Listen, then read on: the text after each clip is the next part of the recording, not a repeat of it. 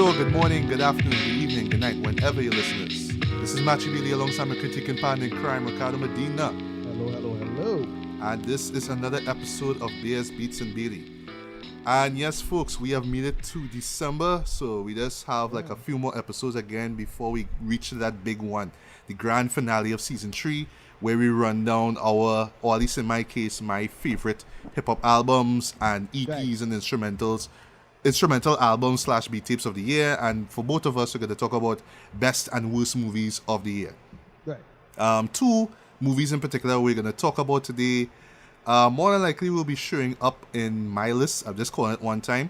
First being a horror film, quote unquote, called The Bye Bye Man. Right. Which is not as scary as all that when you really think about it. Just that name. I mean, Well, I still haven't seen this, but basically from what I understand from its description, I was like, yeah, this is basically Candlejack from Freakazoid. yeah, for real. Yeah, that same kind of Candlejack / Candyman kind of concept. That bullshit, yeah. But it just does not work here. But I'll talk about that in a bit. Right. Also, to probably, in my opinion, the most harrowing movie I've seen all year, Kathryn Bigelow's Detroit Boy. Yeah. We finally got a chance to see it.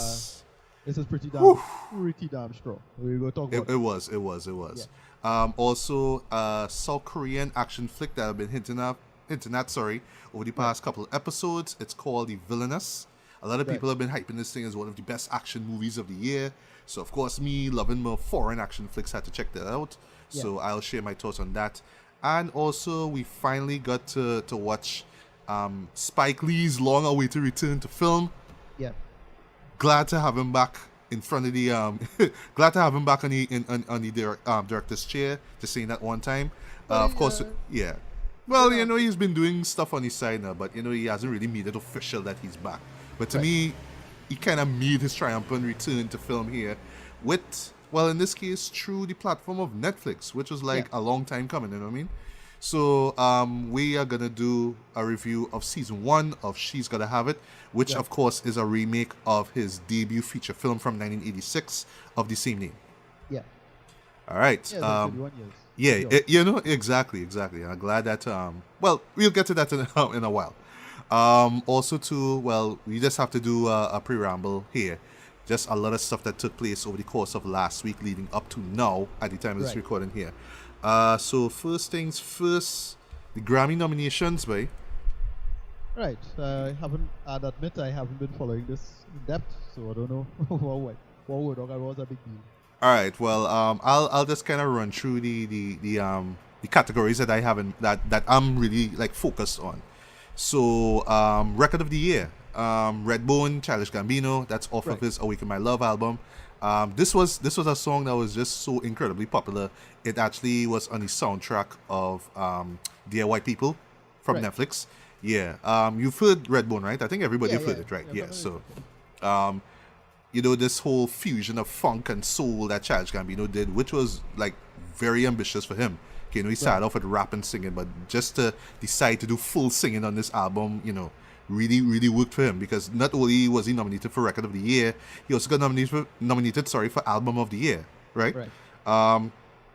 What else in terms of Record of the Year? Despacito, sorry. Yeah. That's like everyone's favorite Spanish love song, even though I imagine 3/4 of the people who love this song don't even know what the damn lyrics mean. Alright, so the only reason, slightly nerd time, the only reason I know this song is because a guy did a fantastic parody of it, but doing teaching about evolution developmental theory. Okay. And, dude, the man killed it though, because it's perfect, like a perfect teaching tool. So it's easy, and it was so catchy and well done. And I was marginally familiar with the song, but it's because of this I really was aware of it.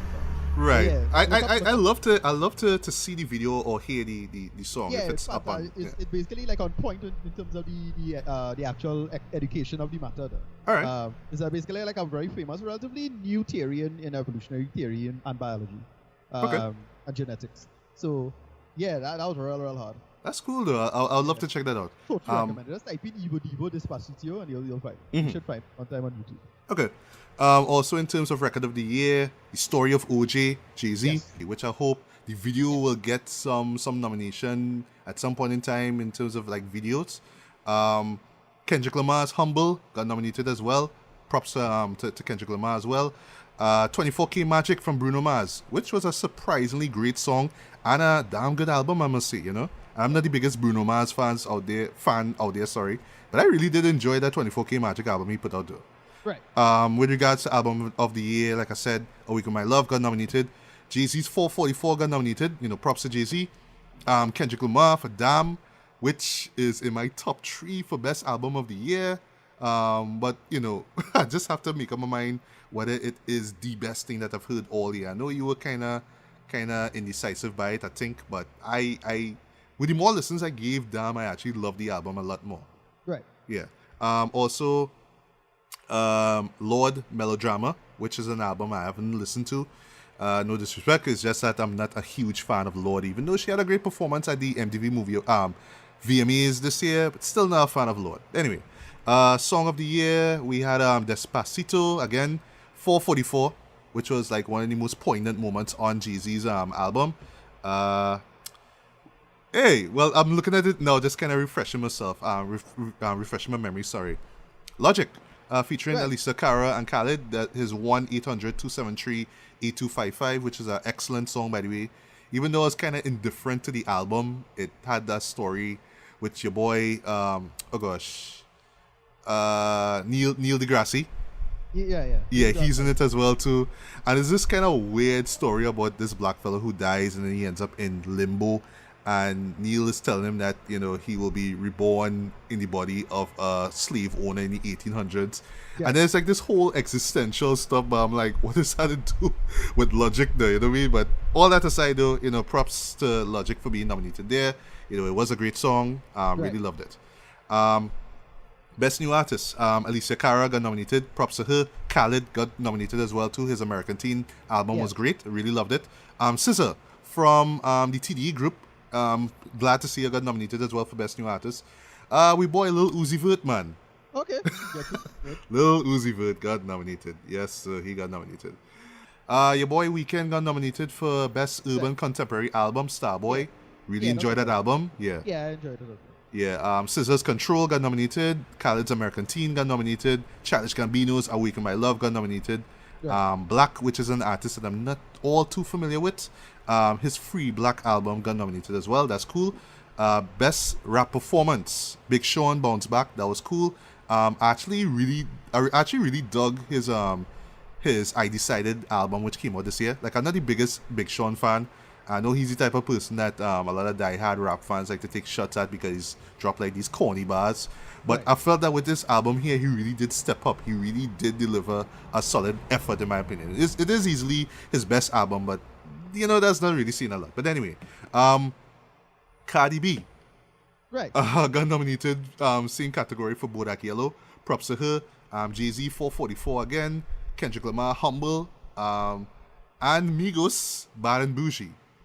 I actually like I Got a Bag a lot more than Bad and Bougie, but yeah, I'm actually not surprised. It's a pretty popular song. Yeah, it is. It's a very, very catchy hook. You know, that rain drops, drop tops, you know, that was just all over the place during, I think it was around January actually, when the song actually came out and it really started to blow up. Although it's kind of unfair that a lot of people kind of changed the song as soon as Lil Uzi first come with this, yeah.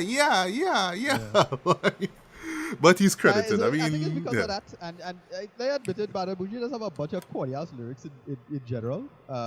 But I actually really enjoy I Get the Bag. I Get the Bag is an excellent track for me. Yeah, it is. Yeah. And speaking of Migos, their album Culture got nominated for Best Rap Album. Yeah, What? I'm surprised. I don't mind the Migos. I think I like them. Yeah, well, here's the thing with me and Migos. Let's talk fast about it. It's like when they first start off with the Versace song, it's like, all right, they just annoying. What are they doing? But then eventually, as people started to kind of mimic their style, that's why the title is called Culture now. That's why you had DJ Khaled beginning talking about they're part of the culture, man. You know what I mean?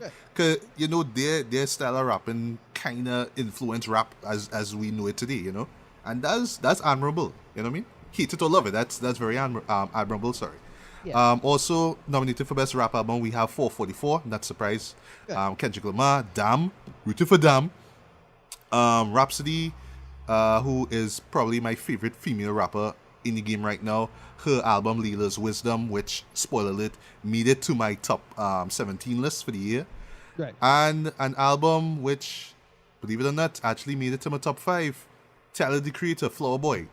Right. Yeah, this was an album that I genuinely love. Like, I did not expect to really love this album as much as I did, but you know, this is a huge achievement for him. You know what I mean? Putting out an album such as this, and you know, being nominated for a Grammy. You know, that's amazing right there. Right. At the moment, though, if I had to root for somebody, I would say Kendrick. Damn, but Right. I still have a feeling they might get soft and give it to Jay-Z. You know what I mean? Okay. I don't know, but we'll the see. one of the big factors in Jeezy is because of the socio-political aspect, aspirations, I should say, Yes. and ambition, the sheer ambition of it. Yeah. So it's probably, I wouldn't be surprised if Jeezy gets it. I kind of want Jeezy to get it, however. Yeah. And finally, in terms of the Grammys, this was kind of funny, but kind of unfortunate when you think about it. My boy Q-Tip from A Right. Tribe Called Quest Yeah. put out, I think it's either 4 or 5 Instagram videos literally cussing out the Grammys. Like, fuck these Right. Grammy niggas, right? Because their final album, We Got It From Here, We Got It From Here, Thank You For Your Service, which was my top favorite album of 2016, didn't even get nominated. Right. They were at the Grammys this year. They had an electrifying performance with Busta Rhymes and Consequence and Anderson .Paak. You know, massive performance. And they were like, you know, we did this great performance, but y'all still didn't even nominate us. Like, what the hell? But he Right. did show support to Ninth Wonder, who produced the majority of Rhapsody's albums. He was like, you know, shout out to Ninth Wonder, you know, all that kind of jazz, but still fuck the Grammys. Right. You know what I mean? But any thoughts on just the Grammy stuff in general, or you know, is whatever for you? As I said, I follow it. Just nothing particularly surprising from the nominations. Everything that was big in music news and anybody kind of get blow up. Yeah, they did. Yeah. Okay. Cool. Yeah. Um. Yeah, go ahead. Yeah. And finally, with regards to hip hop, we got the album release date for Eminem's upcoming album Revival, which will be Friday, the 15th of December. Right. Okay. Yeah. Now, I can't guarantee at the moment that I could do a track-by-track review of it. I would love to, but it all depends on timing.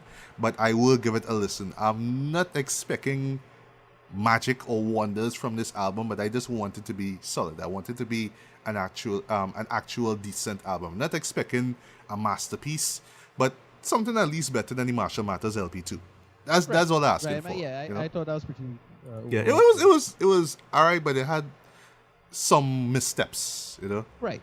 Especially that song Yeah, I was with generally with with Kendrick the Lamar. That was like what? Yeah. Yeah. All right. Also, with regards, also another big thing that happened last week, we got the first trailer for Avengers: Infinity War, and I boy. myself did a reaction video. Well, small review of the trailer. I did it Yeah. for my Was It Scene show. I'll put the link below. Yeah. And boy, this trailer was epic. Boy. It was epic. I think at the moment this is like the highest viewed trailer, I believe, on YouTube, like in history. I think it is, Right. yeah.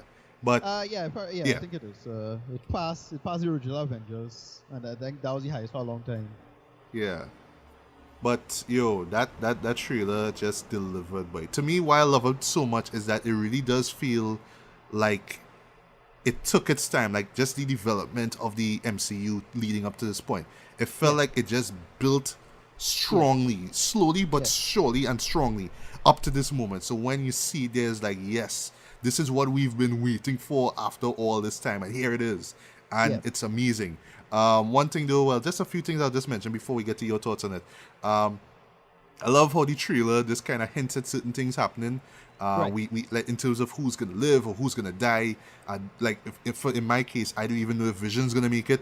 I don't even know if Hawkeye or Ant-Man or Nick Fury are gonna make it. Just simply because they're not in the trailer. You know what I Right. mean? We see alliances. We're not too sure if Iron Man and Captain America are going to join forces in this particular film to stop Thanos. We don't know. Of course, this this funny meme that's been going up ever since the trailer came Yeah, out. with Thanos. Thanos' skin. I Yeah, call it yeah, reverse vitiligo. It's a big design choice. It has to be a low reason for why does he look so different. Yeah, they have to explain that. And I don't want them to say it's the Earth's atmosphere and blah, blah, blah. No. Right. No, they have to come with a better reason than that. But Right. yeah, apart from all So that... it can't just be design choice. That's yeah, all to yeah. achieve. But apart from all that, great scenes, great music, by the way. And of course, that final shot... Well, sorry. Second to last shot of, Black Panther and Iron Man and, Captain America running in slow-mo is just... It's just perfection. You know what I mean? I love this trailer. But Ricardo, what were your thoughts on it? I don't absolutely love it personally. There's nothing in it that's... Why? Okay. I don't tell me because you saw the leaked trailer from Comic-Con.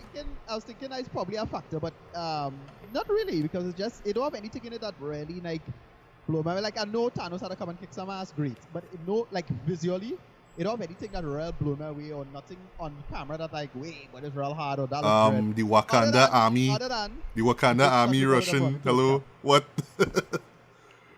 Other than the big shot with them all in the run, so the camera, it don't really have anything that I was like real liking. Everything you see is like Spider-Man, okay, alright. The big thing in the sky, okay.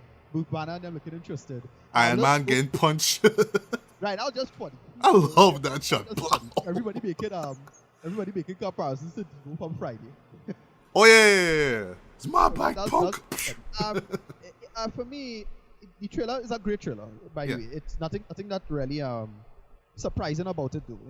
In visual, and then visually, both Captain America trailers, like Civil War trailers, was much better for me. Just in terms of the sheer hype and how it edited and flowed. Even the first Black Panther I kind of like more than this one. I don't like the second Black Panther trailer as much, but same here too. But yeah, the big final shot with everybody brought it towards the camera. It totally reminded me of those old comic panels, where yes. Towards the camera. Yeah. Same thing. It felt like that. So yeah, like, and okay. you have a little to be continued blurb at the bottom. Right. So I hyped for it, and then the last little joke at the end after the post credits trailer, with Thor. Yes, and the Guardians of the Galaxy. I love that. I love also too how Marvel. I wouldn't even call it a big risk anyway, because Marvel, they could do whatever they want at the moment. Showing Thor with the eye patch. Oh, well, yeah. Yeah, so for people who haven't seen Ragnarok, they'll be like, what? Okay. Right. So I suppose, they make the assumption that you already watched Thor, so they know. Mm-hmm. So they linked to the eye patch one time. The thing is, alright, so just following up on this news, not much to say about the trailer more, but following up on the news, especially in light of very, very recent news at the time when it's recorded, and if we did record this on Sunday, we wouldn't have known this. These negotiations are more or less finalized now, from what I understand. All the Fox material is now under Disney's control. Yay! I saw this on the MCU. Yeah, well, it's good news, I think, overall. So basically, what we saw on the X-Men Facebook page just showed two crossover pictures, basically implying Avengers versus X-Men. Yeah. Like all would. So looks like X-Men and the Fantastic Four might be coming under Disney's fold, or at least under the Marvel version of direct Marvel control, which is really interesting news. Now, but question: what about Deadpool and New Mutants? I'm not sure if New Mutants, does not look like a PG-13 movie at all. It's very unclear what's going on there. I'm not sure what's going on with Deadpool. I'm not sure. Again, the feeling that all from a production standpoint, most of the stuff will wrap up since they already start these projects anyway, and they're largely successful projects, franchise running in their current incarnations, so it's not a big problem there. But Fantastic Four is a big one, right? As you want to actually see them pull off finally. In terms of plug, if you care about MCU continuity, X-Men will be kind of tricky to plug into that. So I'm not sure what they're going to go with, what they're going to do with X-Men with that. But Fantastic Four is relatively easy to plug in as a new entity, because look, it have whole chunks of the MCU within the 20th century that's still largely unclear. We don't know what happened in the 60s and 70s, for example. For the most of the 80s, for that matter. So it's quite easy for you to say, oh well, the Fantastic Four was a footnote in their time period, and then something happened to them, they disappeared, and then come back with the powers. That's actually a great idea, though. Yeah. Yeah, it's not hard to tell a story or plug in the Fantastic Four. Even if you just want to go forward with the Fantastic Four, and all the shit that happened to them happen now, it's fine. You can make it work. One of the big problems with the Fantastic Four was trying to make them modern. Yes. No, sadly they're kind of quintessentially 1960s. Sadly, yeah. As their whole shtick, and for you to try to modernize it is largely don't work in my opinion. That's why that's the main reason I think none of the movies ever worked. That's the main root, because it's like you have to tell this story that is such a 1960s aesthetic feel to everything. Yeah. And that whole dynamic just don't work in my opinion. But yeah, I would like to see what they'll do with that. Again, Fantastic Four should be like one of the first things they should try to do. So it's like, oh, you're gonna make this finally get this shit right. Yeah. Like what with Spider-Man. Like Spider-Man, well, I still defend the Raimi films. I still do think the Raimi films are great. Me too. Well, but, three, yeah, but yeah. Right, yeah. We could talk about three later. But the Garfield films just didn't work. No. I actually, well, I don't hate the first one, Amazing Spider-Man, but when that second one came out, yeah, second one was a mess. That was a mess. It just, a lot of it didn't work. I didn't hate it completely, but yeah, a lot of it was a mess. I could see why, the Sony as a studio just floundered with the material. And still now, because they're doing a Venom movie without Spider-Man. It's like, yeah, how that would think, whatever. Anyway, yeah, this is fascinating news. As far as, again, I hope I'm not spreading fake news here, but as far as I know, it's pretty much finalized. Go again, the big finale, and I'm trying to follow it on Reddit and see, what's the news on this. But yeah, that's just 2 cents. I kind of was sleeping out today. Okay, I hear you. I wasn't really keeping up.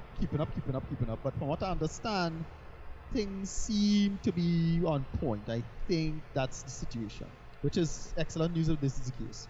Right. For the most part.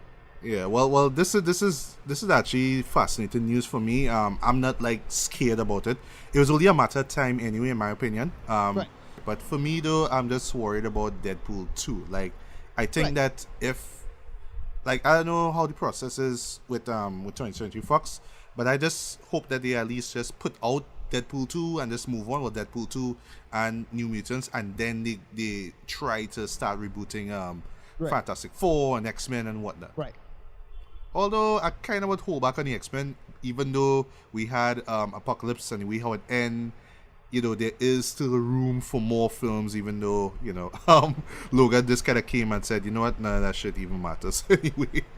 So yeah, but I'll keep my eyes open, see how things play out there. Yeah. Right. Yeah. For the most part,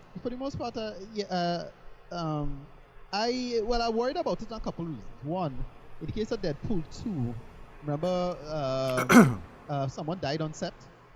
Yes. Yes. So I was thought that whole shoot will get clouded over with that whole thing. And from what I understand, it's like one of the few or only black stunt women out there that died. It's like, I don't know what to think about it. But it's basically Zazie Beetz stunt woman. Right. Stunt woman, it's that person. So that just clouded that whole thing and really put a bad mood on everything. So I really hope it didn't undermine the project as much as it could have or should have, for the most part. I shouldn't say should have, but expected. And in the case of X-Men, again, X-Men is a big kind of weird clumsiness. So I'm not sure what they want to do with this. Like, I really have no idea how they're going to fit X-Men in this. They'll have to come up with some bullshit thing. But a big shtick of X-Men is the history now. Yes. Here's my thing. I going forward after when they do, hopefully you'll get more Spider-Man content. And I'm expecting something big again in terms of dead characters. I'm expecting something really big to happen in terms of dead characters in this movie. If they really pivot this off of Avengers 4, and the idea is to like basically start a second generation of Avengers, that'll be really great. Frankly, I see what you mean. Yeah. Right. I frankly want to see them borrow that from that, but I don't know how they're going to bring in like Professor X, because I want to see them do Illuminati, which is, in my opinion, one of the best comic book arcs or series of arcs that they did in the comics now. So that's right. Black Panther, Reed Richards, Iron Man, Professor X, Submariner. I remember that. That was at the beginning top of guys, that was leading up to Civil War, right? The comic book Civil War, because I remember there was an issue that focused on the Illuminati, and they were talking about the accord that the United Nations had created. Right. So there was that one issue. I remember that. One of the main things was the idea of World War Hulk and something along those lines. Right. But I just to tell that story and make it work, and say, look, is the smartest guys in this universe coming together to solve a problem, or at least just keeping things in check. And they're reasonably benign for the most part. I don't think any of them are really, really malevolent. They would probably the worst figure there would be Tony Stark, if anything. And kind of get why Tony is the way he is. again, I still it for me is like the smoothness of the world building and having it not be too clumsy. That's like my big thing. Like I'm a big sticker for that. Right. Don't have too clumsy, and we'll talk about that with Crisis on Earth X. Mm-hmm. That's my thing with the MCU. The MCU needs to have a workably flowing narrative, and out of all of the MCU hasn't really made any major mistakes when it comes to that. Probably with the only exception with some of the little mistakes in Spider-Man Homecoming. Right. That was it, and that's still like easily to pay so far. So I don't know how they're gonna do it. As I say, I really don't know how they're gonna bring X-Men into this or make it work. I mean, Magneto, you have these big figures in the story right now. And they're not going to do the Inhumans thing where, oh, well, this kind of caused this to try to do this. And since Inhumans was already a mess, they had to forget and leave that a lot of that out of the framework now. Right? People are going to try to forget that Inhumans basically happened, which, it's not a big problem for many people because Inhumans sucked. So, yeah, it did. yeah. So I'm generally happy with this. Oh, there's a hilarious picture online about this where somebody has Kevin Feige's face over Thanos' head. Oh Lord. and in the Infinity War, show Avengers, Spider-Man, Deadpool, X-Men, and Fantastic Four as the gems. Wow. Yeah. It's interesting news. It is. Let's see how this will play out. So again, if I want to understand, next week will be the official finalization of it, but from what I understand, the deal is done. As it is I'm speaking right now. So I hope I'm not spreading fake news and it's not nonsense. Yeah. But I think it's pretty much a done deal at this point. So yeah. Yeah. So Merry Christmas, MCU fans. Haha. Here you go. go. This is not a monopoly that we have to worry about at all. Yeah, for real. All right. Moving from Marvel now to DC. Crisis on Earth X, the 4-episode crossover event, which the CW brought out last week. Right. So just jumping into a quick review about it. So one thing that I loved about this crossover right off the bat is that yes, it started off with Supergirl and continued with Arrow and then Flash and then Legends of Tomorrow. But because it's the name of the show is Supergirl or whatever like that. Like first of all, the entire thing is called Crisis on Earth X. So there was no moment where the show had to stop and be like, okay, well, this is Supergirl, so we have to concentrate on Supergirl here. Or this is Flash, we have to concentrate on Flash here. That was what they did last time, and then things got started to get things actually got a lot sloppy from there. Especially with that Supergirl episode, because I felt that they were going to start the story from there, and they just wait for like the last 2 minutes to really start the story with the Dominators, and I felt that made no sense to me. But here the story starts with this one. It starts at this one episode and ends with that one episode. So I really love that. Everybody got a chance to shine. I love that. It wasn't like, oh well, it started off with Supergirl, so it's really about her, and it's not about Flash, so it had to be about him. Even in the Flash quote unquote episode, he was like hardly in the story. Like hardly got screen time now, you know what I mean? But it did feel like one long narrative, and I love that. The way how the characters came together I thought was great. The cameos I thought were on point though. Like I did not expect to see Laura Lance's father be that Nazi general in episode 3. That was a huge shock to me. I was wondering also too how they were gonna bring in John Diggle, and fortunately they brought him in the end to marry off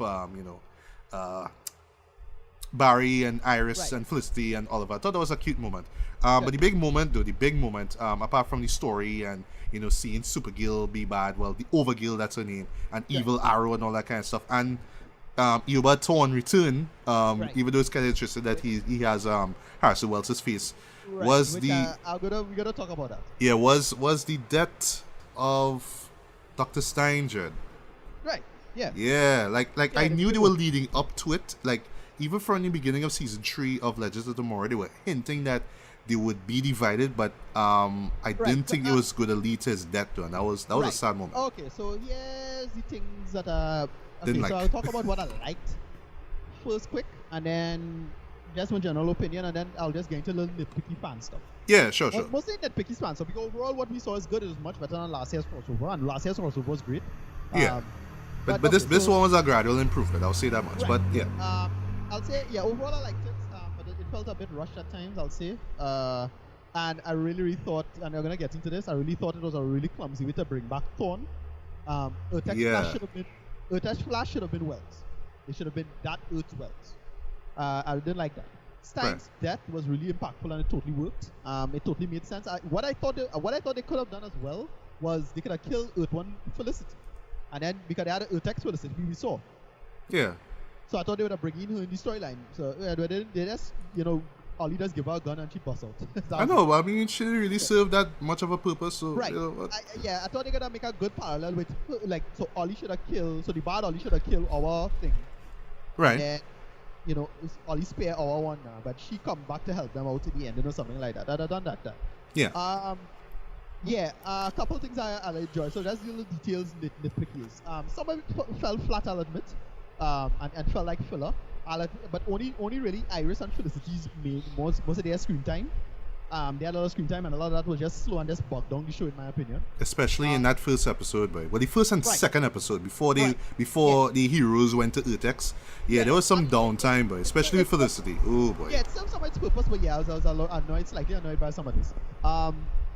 Jimmy, I kind of laugh at Jimmy dying because Jimmy as Guardian is a stupid idea. Oh, yes. And I think they did that on purpose. I know they did that, yeah. It's just a big hype thing. But I still, like, to me, Jimmy as Guardian is one of the dumbest things. I was complaining about it. Yeah, Jimmy and the bullshit, as you say. Yeah. I was bitching about it the entire season 2 of Supergirl. I'm just glad to see him dead in the dumbest way. I mean, it made a little more sense in Earth-X, and he had the kind of Captain America outfit on, which was actually a pretty cool design for the outfit. Yeah, but that's not related to the comics at all. I was wondering if they did. I have no idea. Somebody had like filming on if it have a version of Guardian with an American flag on his outfit, because I don't know. Right. Some nerd go tell me. I don't know. Mm-hmm. Rory is love. Rory is life. He was the best goddamn thing for me in this whole run through. Yes. So funny and well done. And he does. And another thing I like is that they had him with the chemistry with Caitlin. So you getting a new IC Bay hopefully in the future. Yeah. I like how he moved though. Like, everybody trying to figure out where this person is. He's like, where the cheese is, where the beer is at. You know what I mean? Yeah. Yeah, I love that. And she being in Legends of Tomorrow is not the worst idea since Stein may be leaving. When at the time I was like, Stein may be leaving. This is when I thought, watch the first part, and well, Stein is leaving. We know that for sure. Yeah. Quick, by the way, just to mention a quick jab at the Orville. In my opinion, now. See, actor play Martin Stein again. Oh shit, my name slipping there. Not Victor Garber. I think that's his Victor name. Garber, Yeah. thank you. Right.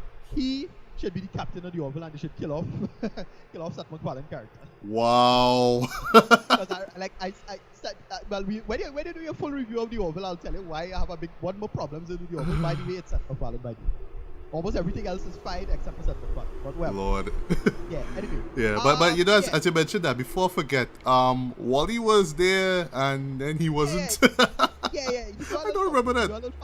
Fancy dancing something, which was pretty badass in the church fight. Yeah. Anyway, I like that Earth-X. Little things I liked. I like that Earth-X, Ollie and Kara together. It has a Batman, Wonder Woman, All-Man, Superwoman vibe to it. Yes. And I actually like Melissa Benoist's performance as Overkill. Right. Like her getting the chance to be evil now. I think she did it before in season 1 where like something was messing up her like she got like a dark, like she became the darker version of herself now. Right. I know she did that, but this one he has Overkill. I thought was great. Right. And then the thing is, Ollie and Kara had showed some chemistry in the last one. And I thought it was going to go somewhere with it because both of them was kind of taking L's in the relationship. Remember, Monel Lucy. Yeah. And then remember Felicity kind of yeah. Felicity was kind of moving away from Ollie. Yeah. Something with that. Yeah, but remember at that crossover, Ollie was the most worried about Supergirl because he saw as a threat basically. That was it. Right, but I thought they would have do something with that. Again, the back and forth with Stein and Jax was great. That revolved itself. The wedding fight, badass. Wally was stand out in the African. Yeah, but that priest though, like how he get, like, come on, bruh. But they had a nice little interesting thing. So the waitress, who is she?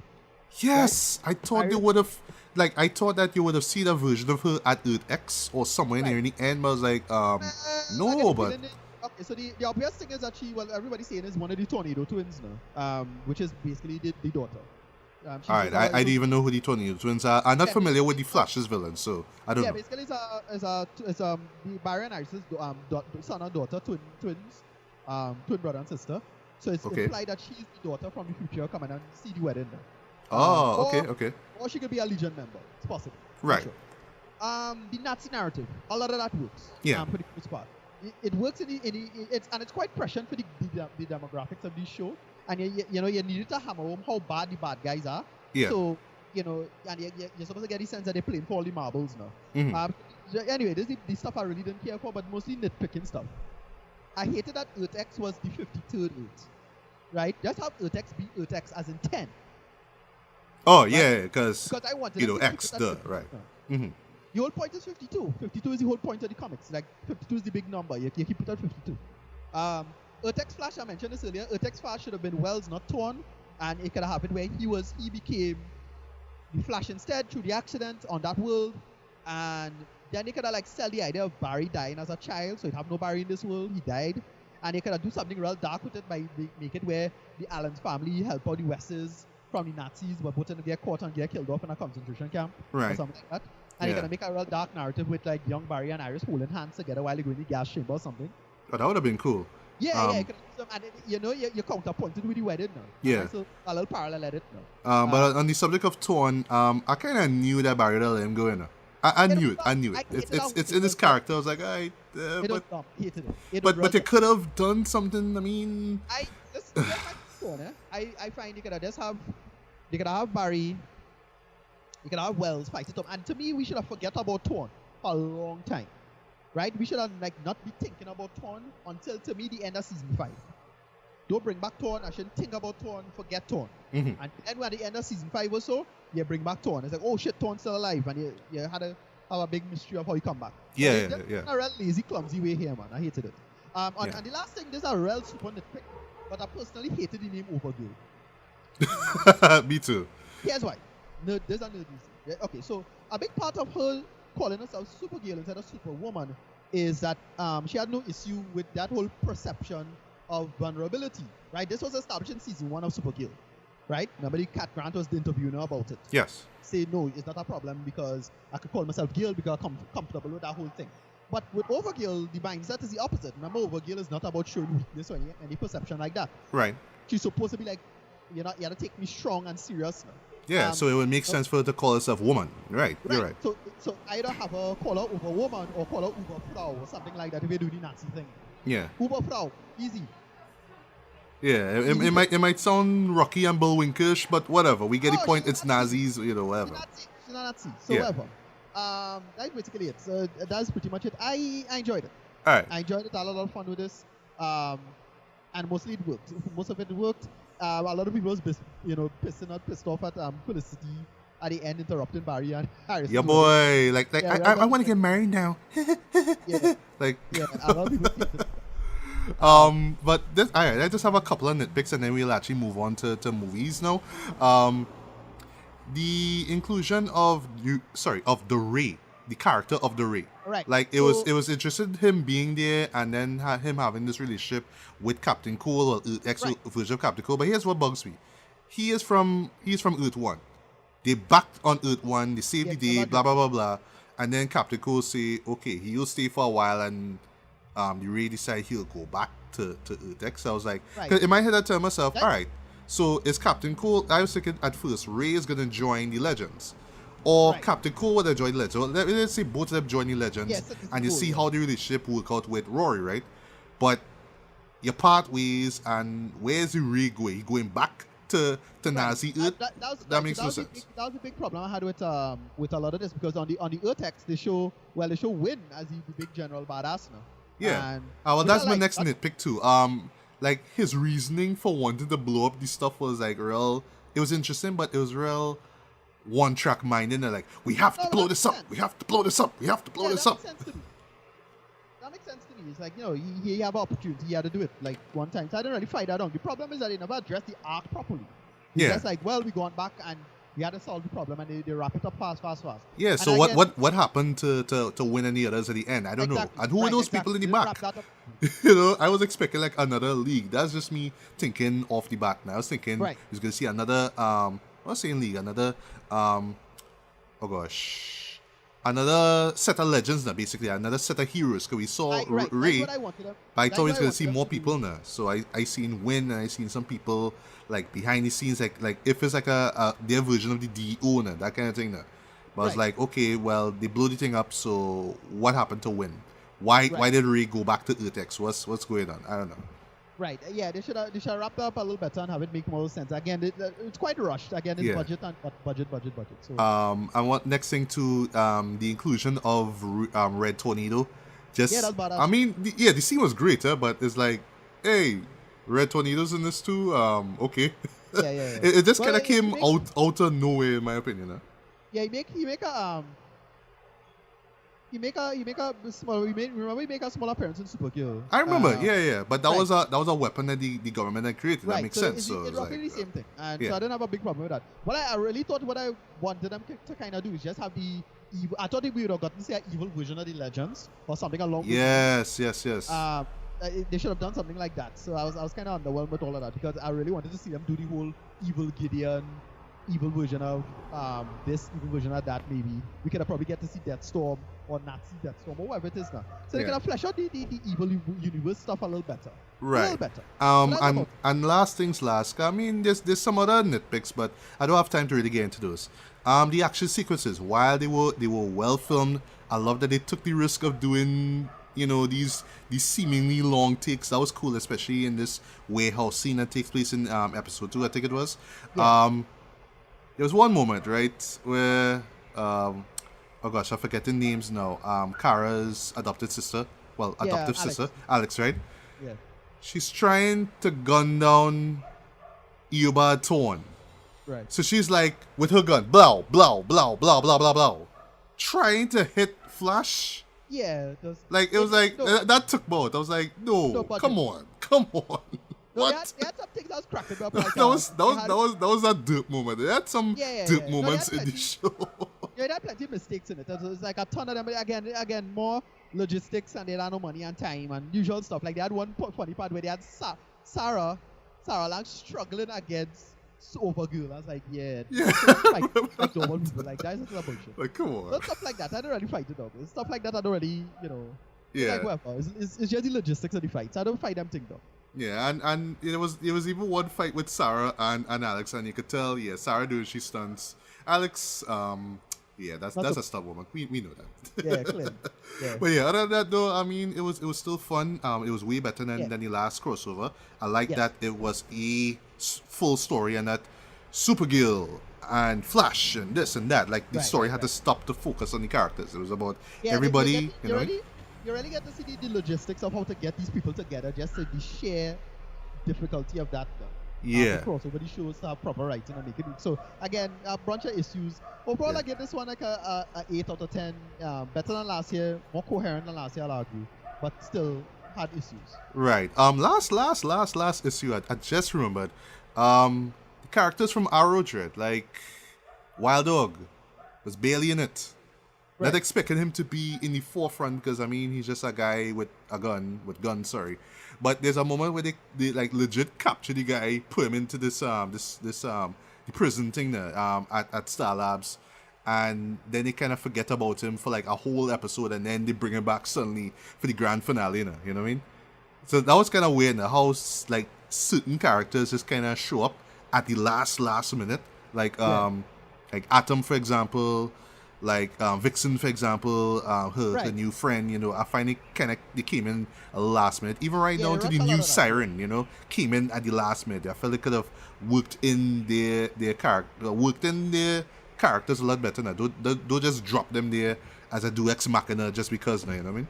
But overall though, all that aside though, I would give this a light 4 to 5 stars if you are a huge fan of the DC TV universe. You'll have a blast for this. You'll just be enjoying like almost every moment of it. Even though you might be like, oh gosh, them scenes with Ollie and Felicity, like, come on, pick it up. But still, I had a blast with this one. Can't wait to see what they do next. Well, next year hopefully, and I'm also looking out for the mid-season finales, which will be Right. coming out this week at the time of this recording. Yeah, well, last night was Supergirl. Haven't watched it yet. I will check it Yeah. out. Yeah. Pretty badass actually. The Alright. problem is that a little bit of it was undermined by Kara just fighting Overkill the last episode. Oh, okay, Because okay. when they do the big reveal of what went down, it's like, oh well, it's another dark Supergirl. Okay. Right. So that's about it, but it was Yeah. pretty badass actually. Um, Tonight is Flashes. Yeah, I'm really curious to see how Flash and Legends end. Well, Right. end for now. Legends, of course, because of what happened with Stein, dying. Right, I'm really worried for Jax though. Like, I don't want him to leave the team, but I don't know what's gonna happen next for him. That's kind of the whole point of Jack's move on. Because again, with Stein, we know what they may or may not do with Jax. I have a fan theory I have is that he's gonna get since they're doing the whole elemental stones thing with Vixen. Right. He may get the Firestone for now. Oh, that would be cool though. Yeah. Right. I suspect that may happen. Right. Or something along those lines. Right. And with regards to Flash, I mean, like I thought okay, so now that the big moment is over, Barry and Iris are married now. Right. Now what? Now what's gonna Well, happen here? How yeah. is the Tinker gonna come into play here? Because he did say, yeah, let him marry, man. Let him have the little fun. I'm gonna come in, just so don't worry. So I want to see what he does Right. in this mid-season finale. And, well, if anybody know from the thing, it's implied that one of the big villains might be Cecile's kid. There's Daniel West. So I'm not sure for real? Yeah, that's like he's a big comic book villain. He's a big comic book Oh, okay. I didn't know that. villain. That's amazing. He's actually one of the darker reverse Flash versions. Oh, he is a Flash too. Yeah. Well, he becomes- Speedster, he sorry. does Okay. Speedster. So I don't know what they're going to do with it, but pretty excited for that as well. See what they do with that. Wow. Okay. All right. So keeping with television, we're gonna talk about season 1 of Spike Lee's She's Gotta Have It. Yeah. So before we jump into this movie, I think we just had a talk. Well, not too long, of course, but just talk about the man that is Spike Lee. His influence not just in African American cinema, but just modern cinema as a whole. Like I see him as one of the true modern auteurs. Him really drawing inspiration from films from the past, whether it's Golden Age Hollywood, or Japanese film, French film, stuff like that. Really drawing from those influences, especially in terms of New York cinema. Martin Scorsese being one of his main influences, and just being able to channel that and tell stories in his own way while paying tribute to those artists. For me though, just growing up watching his films, I think the first one I ever saw from him was Malcolm X. I know you say this is his best work. We could argue about that. Could I still say the writing is his best one? One of my favorite films. Yeah, it is. To me is his most ambitious, his most epic film. But I still had to say, Do the Writing is his best though. That just impacted me so much. Yeah, Do the Writing is the first I've seen of his. That's the one I know. That's Spike Lee film. Yeah, Spike Lee joints. Yeah, Spike Lee film kind of thing. I saw Malcolm X after, but yeah, for me, Malcolm X is just so well done. Yeah, it was. Yeah. Everything was just stuff like put together well. Stuff I remember. Just remember off the top of my head with him. Stuff like Crooklyn. Yes, Crooklyn was great. School Days. He Got Game is a movie I really enjoyed. Yes, He Got Game was excellent for me. Jungle Fever. Jungle Fever was one that really did hit me. School Days didn't really feel it as much as all that, even though there was that wake up sequence. I was like, all right, but right. Never was a big fan of More Better Blues. Never really got into it. I like it, but I don't love it. What I like about it is, like, historically, the time when it came out, it was when jazz was starting to get this resurgence. So more hip hop artists was going back to jazz, bringing back jazz. So it fit that time period well. It's not perfect, but I still like it. Right, I'm actually a big fan of Bamboozled. I know it's controversial, but I actually like that movie. I haven't seen Bamboozled. I was always aware of the controversy, but I never saw it. What was another one? Some of Sam I thought was okay. Girl 6, I haven't seen it, but I heard. I didn't think that was him, and it's like, oh shit, that's a Spike Lee movie. All right. Yeah, like at the very end when you see his name, it's like, oh, okay. I don't know. I actually went in blind. I was like, if you're just looking, because it's just about the whole murder stuff. Yeah. 25th Hour. What? That sucked. Yeah, this stuff that actually did work for me. 25th Hour, one of his best movies, hands down. Really love that movie. Edward Norton's mirror scene is freaking amazing. And you might argue with me with this, but Inside Man. I really dug Wow. Inside I Man actually though. like Inside Man. Yeah. Actually like Inside Man. I really enjoyed that movie. I really love that movie Yeah, though. I like Inside Man. Yeah. Especially with that whole twist with Clive Owen. Love that Yeah, too. I like that. That's good. That was dope. Yeah. But stuff that She Ate Me is outright terrible. Alright, I have not seen that movie yet. Yeah, it don't work at all. The premise too salacious to take seriously, and it's done really childishly and salaciously in a dumb way. To those who don't know, and I don't think I spoil anything here, but basically he's a guy who's been paid by lesbians to make them pregnant. That is like a big part of the plot, and it's really stupid. Okay. Yeah, it's really stupid. I see Like Anthony Mackie starred in this thing. Jeez, boy. Sorry. Your boy Falcon. Yes, sorry to see that, boy. Sorry. Yeah, it was weird, and it was dumb. Yeah. I mean, it's with a smarter, I don't know, I would say smarter director, but a more serious take, it could have worked, but the whole premise is just ridiculous. So whatever. Right. It was hard for me to take seriously than not being somehow tongue-in-cheek. Yeah. What else? Old boy. Miracle and Santana. Oh, you know. Here's the thing with that movie. Like, I heard things about it. I remember the whole controversy where Spike was saying, well, Clint Eastwood gets to make war movies, so I made a war movie with black people, and it's a flop. It's racist, man. You know what I mean? And that is what killed that movie in retrospect for me, because when I first saw it, I was largely ignorant of the whole story. So I assumed at face value that it was somewhat accurate. And then people just keep calling him out on how inaccurate it was. Now, really? Look, Okay. All he had to do was just say, look, it's a movie, I tell a story, and a movie fuck on. But he had to double down on the stupidness and act in the most childish way about it. And the movie lose a lot of points simply because of that for me. Wow. He tried to sell this real story, and I was like, yeah, the story is bullshit. Sorry, too much of it is bullshit. It's a good movie in that sense, if you ignore that part. Once you sell the whole real stuff, and historical accurate stuff is bullshit. I remember that. Mm-hmm. That's what I remember about him. Like, somebody could correct me and say if he should be validated on his opinion about that. But what I remember is he was bullshitting about that. Sorry. Wow. Yeah. Now I even know if I want to see that movie, yes? Right. I mean, still watch the movie, whatever. Yeah. What else that didn't work for? Old Boy, the remake, which I have avoided because I love the old boy movie. Right. So I don't know, Spike Lee. Yeah, you're really and who's the actor who played the? Gosh, I Josh forget names now. Josh Brolin. Yeah, Josh Brolin. Josh Brolin. No disrespect him, but gosh, man, no. Here's the problem, man. Now here's the thing: that the Spike Lee Old Boy not bad, by any stretch of the imagination. It's not that good either. He just does it, and it's kind of in some ways kind of worse than being outright bad, because he just played too safe as a filmmaker. And again, the original Old Boy is a goddamn classic. Yeah. And it exactly. pulled a lot of punches, right? Right. Here's the mistake that this new Spike Lee version made. It didn't translate itself culturally for it to make sense. Of course. Because Old Boy is so quintessentially Korean, they could have made this Old Boy translate well to an American audience, especially in New Orleans, as a real eclectic, iconic kind of city now, right?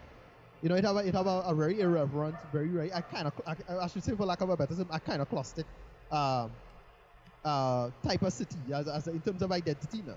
Right. Very kind of class type of city. So why does he just play it flat and play it straight, man? He could have make it work. And he didn't try that shit at all. Yeah. And it fall completely flat. Now here's the thing with me and Old Boy, right? With that remake that he did. Now, one thing that I loved about Spike Lee is that even in his documentaries, even if it's a comedy or if it's a drama, whatever it is, he always brought some sort of like social commentary. He always kind of commented on how life is at this point. Right. So I'm watching something like Old Boy and I'm telling myself, but this is a remake though. It's a remake of a South Korean movie. So where's the social commentary here? It's not like if it was a black man playing the lead, I would have kind of understand it. But then you have this white man. I was like, Forget, like, this is not a Spike Lee thing, though. No, the race component wasn't the issue for me. It was again. Well, was it in the movie? What's that? Well, I'm just saying the social commentary now. Not really, because that's the point, right? Again, the shtick of Old Boy, remember, was the identity of Korea, and it had very unique Korean things. Like, Yes. hammer fight. The whole hammer fight thing was because of gun laws in Korea. Yeah. And they could have made that work, but no, they just decided to do over fight in a similar fashion. I was like, yeah, but like that missed the context right now. Exactly. Exactly, and it was cargo cult filmmaking in my opinion. Right. They just copy all the stuff and then didn't understand the purpose of a lot of stuff and a lot of subtext. Didn't work. Yeah, I still think he did it for the money. Yes, as far as I could see. He had to work, right? It had so many other projects to do that for money. Like it just didn't work. It's just generally a bad idea overall. At least the approach. Right, right. Another movie that so the movie I liked, but I know a lot of people didn't like it, but I liked it. That was Chirac. I like Chirac too. We both praised the movie. Yeah. I know Chance the Rapper in particular, who is from Chicago, was like, who's you, Spike Lee, who was representing Brooklyn to the fullest, Bed-Stuy, do or die, coming to Chicago and telling us how we live our lives. Like, what? Right. But yeah, Chirac was great. It felt fresh. It felt inventive. It was kind of experimental, which is always something about Spike Lee. Yeah. And he had a lot of things to say, not just about Chicago, but just about, violence, amongst African Americans, Yeah. And in this real tongue-in-cheek, kind of dark, comedic way as well. Yeah, I thought a lot of that work, it paced itself quite well. I thought it was hilarious. Nick Cannon, though, great performance from him as well. Yeah. The one movie, the movie we slip out that forget, just now remember, this was another remake he did was Sweet Blood of Jesus. Oh yes, that Sweet Blood of Jesus. Didn't work. That was about a black Jesus, right? I think it was. No, it was about a guy who's a vampire. Oh, right. It was a remake of a blaxploitation movie. Yes. Right. But the thing is, a lot of it didn't work. From a production standpoint, it was kind of weak. It was like, wait, use a black magic for this or something? Like, it looked notoriously weak. Like, no. I thought you meant like budget-wise. I thought it was low budget intentionally. It felt cheap. Okay. But that was the point of it?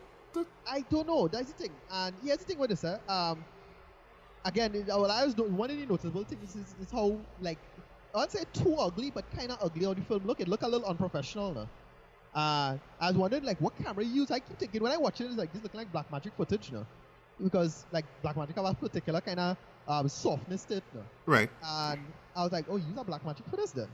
And he was wondering, and here's the thing, look, I like black magic as a camera, but yeah, for guys on our level who ain't really doing nothing is a great camera, but for somebody on Spike Lee level, buy a Arena. Like, yeah. It had so many better cameras he could have gotten for that, it was way too cheap. Like, I get the feeling he was probably trying to do a low budget thing. I know a lot of these 20th century, sorry, I was saying 20th century, late 20th century, 90s filmmakers trying to go back to cheap, low budget stuff and go back to the quote-unquote roots, which is kind of bullshit. But well, David Lynch did it with Inland Empire, where he shot with HD cam. Robert Rodriguez doing it right now with one of his films. Yes, I heard that, yeah. Yeah, he trying to do some new movie for $7,000 US, which is like, yeah, you don't need to do that. Chill out, man. Exactly. Like, you don't need to remind us of the struggle. Yeah. We know, we got it, okay? We saw those movies. Chill out. Whatever. Yeah. A lot of his films will work, and it doesn't well. Anyway, we didn't talk about, well, his first big film of all. A movie that I consider a goddamn classic, one of his early bits. Not his absolute first film, but probably his first big blowout film. That's She Gotta Have It. Yes, from 1986, yeah. Yeah, I love this movie, right? Same here too. And what's funny about it is that that's just going back to my film school roots. In my second year, when we actually had to learn about directors, one of the directors that we had to learn about was Spike Lee. So we were introduced to a great documentary that he did called When the Levees Broke, which was about Hurricane Katrina and the aftermath and all that stuff.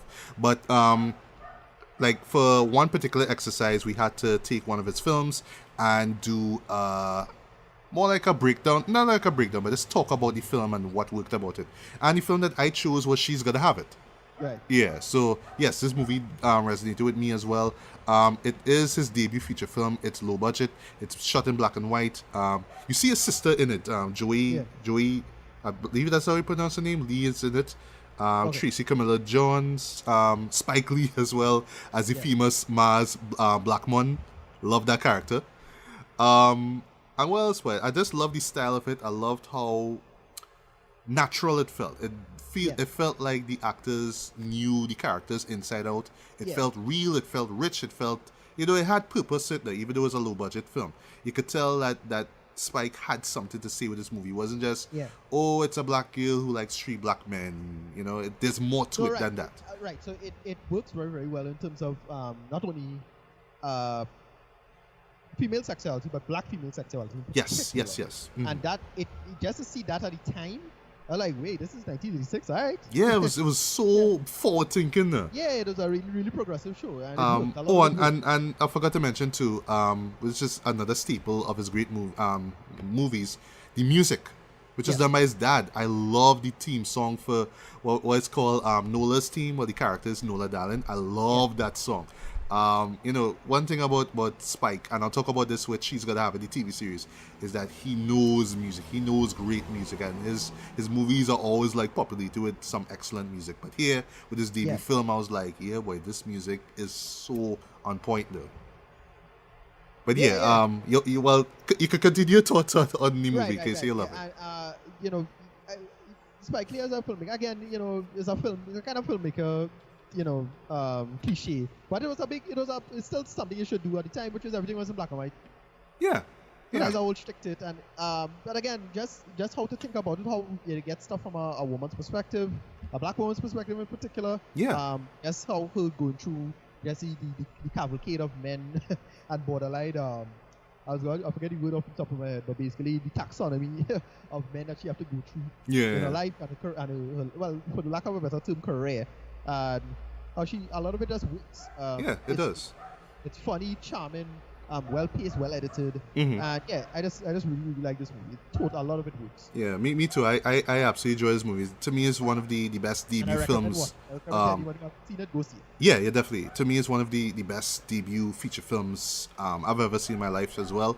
It's so ambitious, so forward thinking, and one thing I always loved about Spike Lee, especially you do get in terms of the dialogue and the way how the characters are set up, is that you could tell that, you know, he's not just assuming he knows.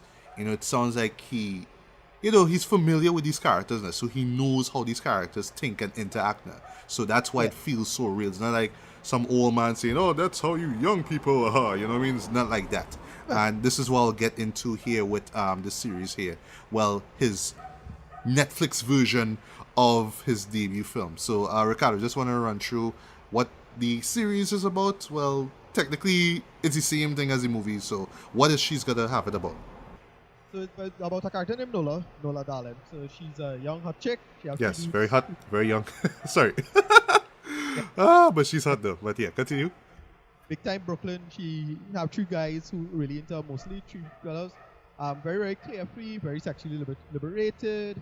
The whole thing comes ahead where the 3 dudes kind of comparing Nola and kind of find she a little on the callous end, and it's a big, you know, argument over, you know, she seems to care a little about them, but it's about her, and you could get into the big narrative about all the 3 guys comparing notes and kind of making a consensus about Nola as a person, and the fact that she probably have to choose between one of the 3. That's the movie, and the TV show is pretty much that. Yes. But what the TV show does quite well, I must say, is that it expands on the world of the characters themselves, especially Nola Darling. Here we get to explore how it is to be an African American woman in the 2010s, basically. Right. So yeah, they modernize it in all these smart ways. And yes, it does.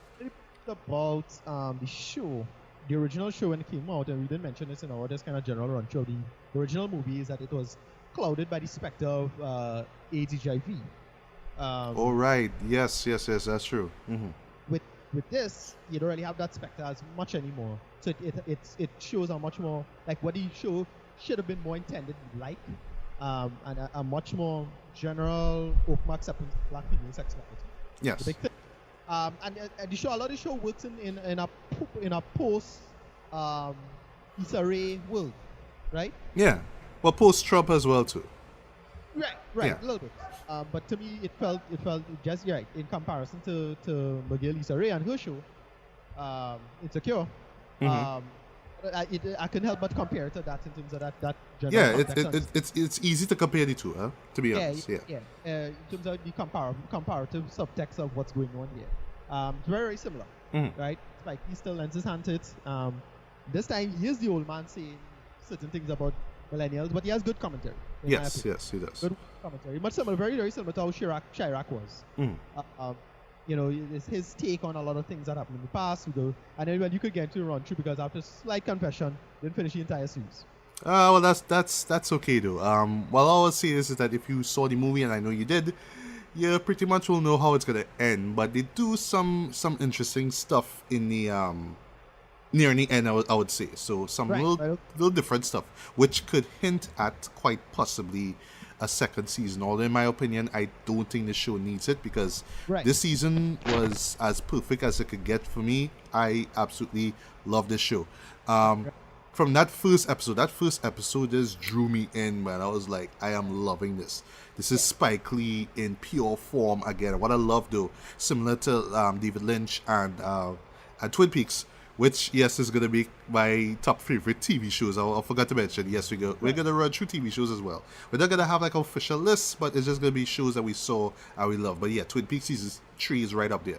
But just like with David Lynch, it's the auteur theory more or less modernized for the new generation, basically. For us, well, sorry, not for us really, but for the millennials to be like, oh yeah, now I need to check out his older stuff. Wait, he was making movies since when? Since 1986? I wasn't even born then.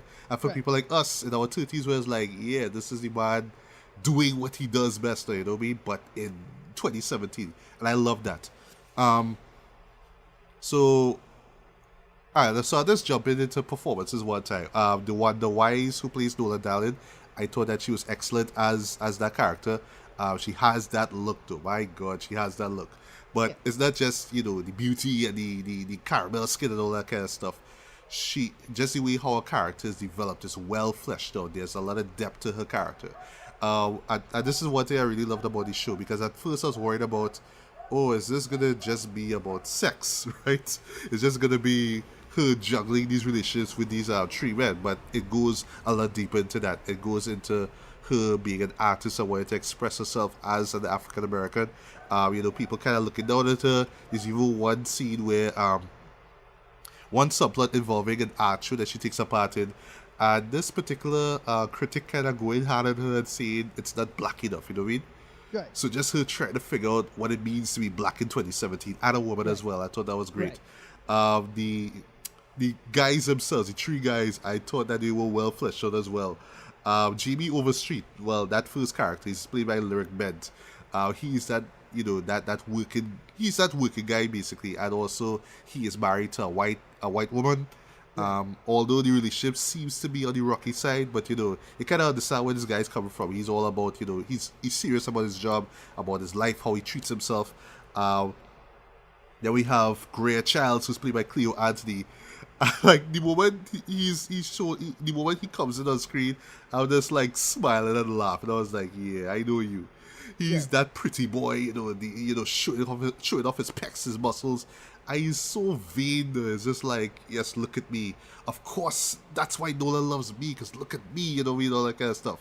But, there was more to it than that, though. He does seem to be cultured as well. We learned later on that he used to be in France as well, though, so he kind of comes off like, yes, I know a lot, but I also love the fact that Nolan knows a lot more about more things than me. There's these nice little dialogue scenes where she's referencing movies as well. I thought that was great.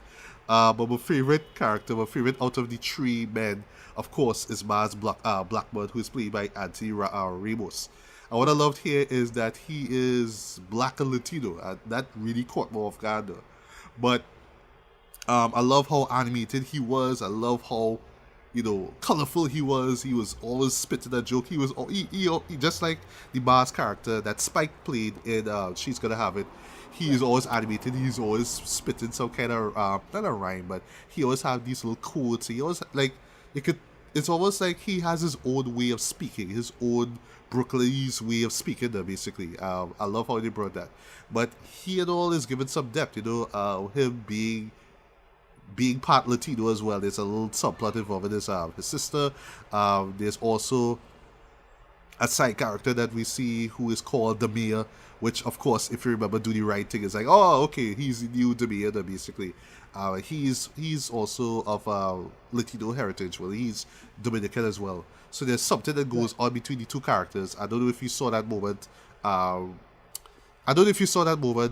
Ricardo, but if you haven't, I'll just stop from there.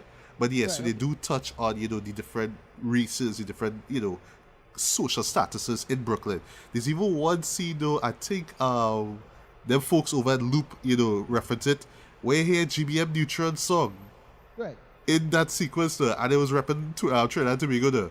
So it's like this one scene where this guy, it's Nola's friend who is having a party, and they're playing a soca song now. I was like, what? Okay, this feels like Brooklyn though. And by the way, having visited Brooklyn before, even though it was like 5 years ago, it really does feel like you are there. It all these, just the cultures, just all these people come together as well, and just dealing with life. It really does feel like Brooklyn to me, and I just roll with that instantly. Just from the moment that first episode began. But performances was strong. I really love the performances here. The side characters I thought was great as well. Margot Bingham, who I haven't seen since Boardwalk Empire. She plays one of her friends, Clorinda. And she's that kind of upper class, kind of slightly bougie kind of character as well. I like how she, expressed that. We had another character, her name is Opal Gilstrap, who has Jamaican heritage as well. There's a subplot involving her and her working at this strip club. At first I was thinking it's like a kind of gentleman's club, because there's ladies there. But, well, then again, it technically is a strip club. So it's her trying to, go right by the owner of the club, who is played by Fat Joe, of all people. Okay. And what I really like about his character, though, like, even though he's not in the show for that long, he has a kind of slightly Italian, kind of, the way how he talks, even though he is Latino, he does talk like in a kind of slightly exaggerated Italian kind of manner. So he's always like, come on, what are you gonna do, man? Gotta pay you guys, what the fuck, man? He always talking like that, real loud and like, stuff like that. But yeah, there is a subplot involving Opal, her trying to be on stage, her trying to show off her body, even though she does not have, quote-unquote, a fat ass. That actually is an issue that they touch on in the series here, the way how African-American women look, perceive themselves. And I thought that theme was expressed well as in a particular moment, a particular subplot involving Nola, where she, being an artist, goes to this public school and she's teaching these kids how to paint. So they asked, in one scene they asked the class to paint something that kind of expresses how they view themselves when they look in the mirror. And one girl paints freaking Lil Kim from her hardcore, as in 1994 album cover, which if you're familiar with hip hop right now, Nicki Minaj redid in a famous still that she did. So it's just that issue of how African American girls look at themselves today, because we have icons, quote unquote, like Black China and Cardi B and Nicki Minaj. So I love how Spike Lee touched on those little contemporary topics. Also, in terms of being a black man as well, that's what I love. It wasn't just about women, but as men as well, being sexually virile as well, which was something that I touched on in season 2 of Insecure, which I felt, they focus a lot on that, being the strong, strapped African American man, and it's not just about being that because society kind of perceives you to be that way, but because when you're amongst your friends and you have a girlfriend, you want to kind of brag and boast about your sex game there, you're good in the bedroom there, that kind of stuff there. So you touch on that. But one scene in particular though with Jamie's character, Jamie's son, who is biracial, does a YouTube video where he has like a nigger shirt and he's doing like this kind of mumble rap kind of thing. Yeah.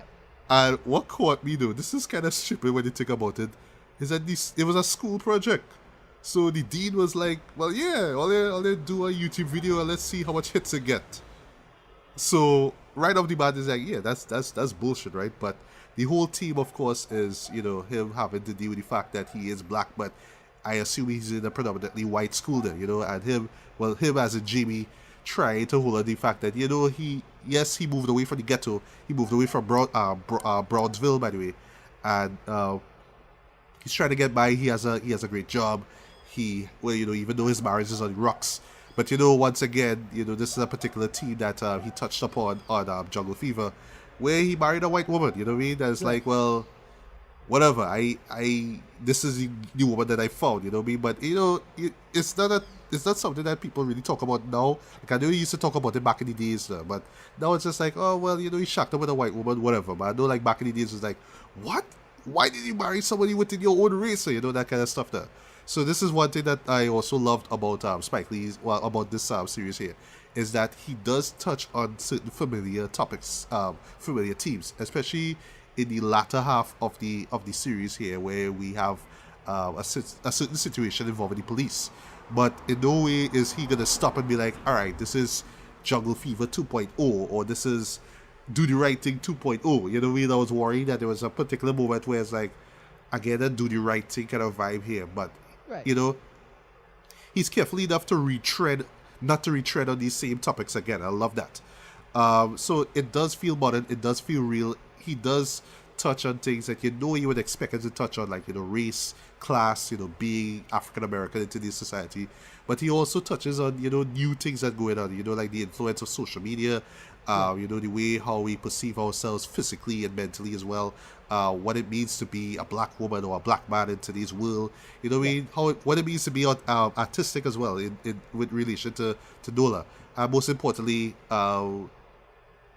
being aware and you're actually just accepting your own sexuality, accepting who you are, being who you are, not being labeled. That's one major thing about Nola's character. She does not want to be labeled. She does not want to be perceived as a bitch or whoever like that, just because she has three men, tracking her down basically, and yes, because it is 2017, and this is one thing, well, it kind of caught me a little by surprise, but I love that he did this. He brought in a female perspective as well for Nola as well. So there's a little bisexual stuff going on as well. But what I love also too is that he does not glorify it or sexualize it too much. It's just like, Right. well, yeah, I have feelings for this person. Yes, we have sex, but that's it really. It's not about the sex. It's really about the relationship between these characters. The way how these relationships, plan out throughout the entirety of this series. I thought, it felt real. It felt logical, basically. The way how, all the relationships played out for me. What else I can say? The music choices were excellent. I loved in the first few episodes. Well, he does that again later on, where he would play a particular song, and then he would show that vinyl album cover when the song is done, or when it cuts to the next scene. So he uses those album covers as transitions. I was like, yeah. So those are basically for the millennials out there. It's like, all they know good music. Yeah, watch this show. You will know good music, From Frank Sinatra to Shadi to Miles Davis, you see a lot of album covers as well too. One in particular, I'm not gonna spoil, but it relates to a particular musician who passed away last year. So I love that he paid tribute to him at the very end of it. And if you kind of keep your ears open, you'll kind of know who it is I'm talking about just from the beginning of the first episode. But yeah. Overall, though, I really enjoyed this. This was great for me. To me, this felt like a true return to form for Spike Lee. I love that. And this is the one thing I'll just say before I get to rating wise. I've always felt that he was like that angry director. He was always angry about race. He was angry about this. He was angry about that. But here with this one, he does not come off angry. He does come off a lot older, a lot more mature. He's not angry anymore, even though Trump is in power, and there's a great moment where they do touch on Trump. I'm not going to spoil what happens there. There's even a great moment where he pays tribute to, deceased artists and, important figures in African American culture. I thought that was great as well. But, it's just a straightforward story, but it's just done so real, so lifelike. You will connect with these characters in some way, shape, or form, even though you may not live in Brooklyn or this or that. You will relate to this series in one way or another. And last but certainly not least, while he's modernizing certain things, he has not lost that dramatic or narrative core that made She's Gotta Have It, the original film, such a great movie. There is Nola's theme and the familiar music that his father did. I love that he included that into the series here. He even harkened back to a couple songs that he used from his older work. So I love that. That was for like the Spike Lee enthusiasts out there. But yeah, musically, aesthetically, visually, thematically, narratively, yeah, this worked for me. I absolutely love this show. This, hands down, is one of my favorite TV shows of 2017. So I'm going to give this a strong 4 to 5 stars. If you are a Spike Lee fan, you will love every minute of this. If you're not too familiar with his work, you don't need to be to enjoy it. But trust me, when you see this, you will understand why he is one of the greatest directors working today. And I know he's not going to be I know he would be able to listen to this, but Spike, keep doing your thing. I love that. Even though you are old, you're not worn out, you're not done yet, you still have stories to tell, and you still have, you're still embracing new mediums to tell stories, you know what I mean? And I love that, and I want to see him do more. I'm not expecting that there will be a season 2 of this, because the way how the story ends, to me, should just be it. It should just be the end. But they do hint at a season 2, possibly in the near future. I don't know, but I don't know what the future is. What the future holds for him. I don't know if he's gonna do the whole Netflix. If he's gonna use the Netflix platform more. I don't know, but yeah, I think that this was this was a worthy gamble in terms of just putting out his work, and yeah, props to him, man. Keep doing your thing. This was a solid piece of work. She's Gonna Have It season 1, solid 4 to 5 stars. I love this. So, what were your thoughts on? What were your thoughts or rating on? Yeah, I only watched around half of it. Half? Oh, okay. I binged it before doing this review. Yeah. Actually, I watched more. I couldn't find time, but yeah, it was going good so far. I was enjoying a lot of the pressure and reference points, and again, you say it was going similar to the movie. Yeah, I remember the movie. Yeah, so they add a lot of stuff to it, so they stretch it out very well, I must say. But it didn't take away from what the real story is about. So I love that. That is about. All right. Last things last, before I forget though. There's a monologue performed by let me see if I get the actress's name properly. Deidre Aziza. Right. She plays. One sec. Right. She plays Recoleta Moss. And she is the dean, or one of the head teachers, I should say, of the school, of the public school that Nola goes to teach. And there is this really sharp monologue that she does where she speaks to herself in third person. So basically she's talking about all the struggles that she went through from when she was born, being in a rough neighborhood, being pimped out by her mother, all kind of dark shit now. But just how she managed to, rise up from all that and really work towards, being the woman that she is today. And that to me is one of the best moments I have seen in television this year, though. And it's like Recoleta Moss did this and Recoleta Moss did that. That is one of the best sequences, hands down, I've seen all year. When you see it, you'll know what I'm talking about. But yeah, that was solid business for me. So yeah, She's Gonna Have It. I genuinely love this. This is one of my favorite TV shows of the year. Definitely check it out. And it's on Netflix, so come on, man. It's on Netflix. And, as Ricardo said, yeah, please check out the original film as well, because it is a great debut feature film. And yeah, Spike Lee, man, keep doing your thing, man. Yeah. All right, so now we have to move on to the bottom of the barrel for 5 minutes. And the reason being is, because the year is coming to an end.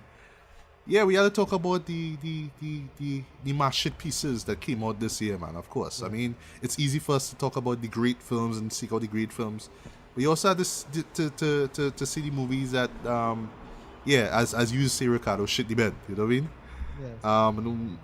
The one film that I found this week to talk about is The Bye Bye Man. Right. And just off of that title alone, and if you saw the trailer or if you saw the poster, what it hints at is like that sort of Candyman kind of vibe, where Right. you know if you see this name 3 times or whatever like that, he will come out. Now let me just take Candyman forward, right? Like talking to her, like look into her story, see Candyman, I think it's 3 or 5 times, I can't remember, and then he comes out. Yeah. Okay. 3 times. No, 3 times, right, right. Makes sense in the world of Candyman. I get that. It's that urban legend kind of thing that they try to do here. Yeah. So here's the thing with the Bye Bye Man, right? So as the tagline says, don't think it, don't see it. Now if you don't see it, that's okay. Alright. Right. Don't say Bye Bye Man. Alright, I get it. But don't think it. Yeah. Dumb. Like Then why even bring it up? then why even bring it up Yeah, in no. the first place? But anyway, so not gonna spend too much time on. I like telling people to not think of polar bears. Yeah, like Your brain done go on there already. exactly. Dumb. So anyway, so so it starts off in 1969, right? We have this kind of cool long take that they do where this fella just started kill a bunch of people on his block with a shotgun.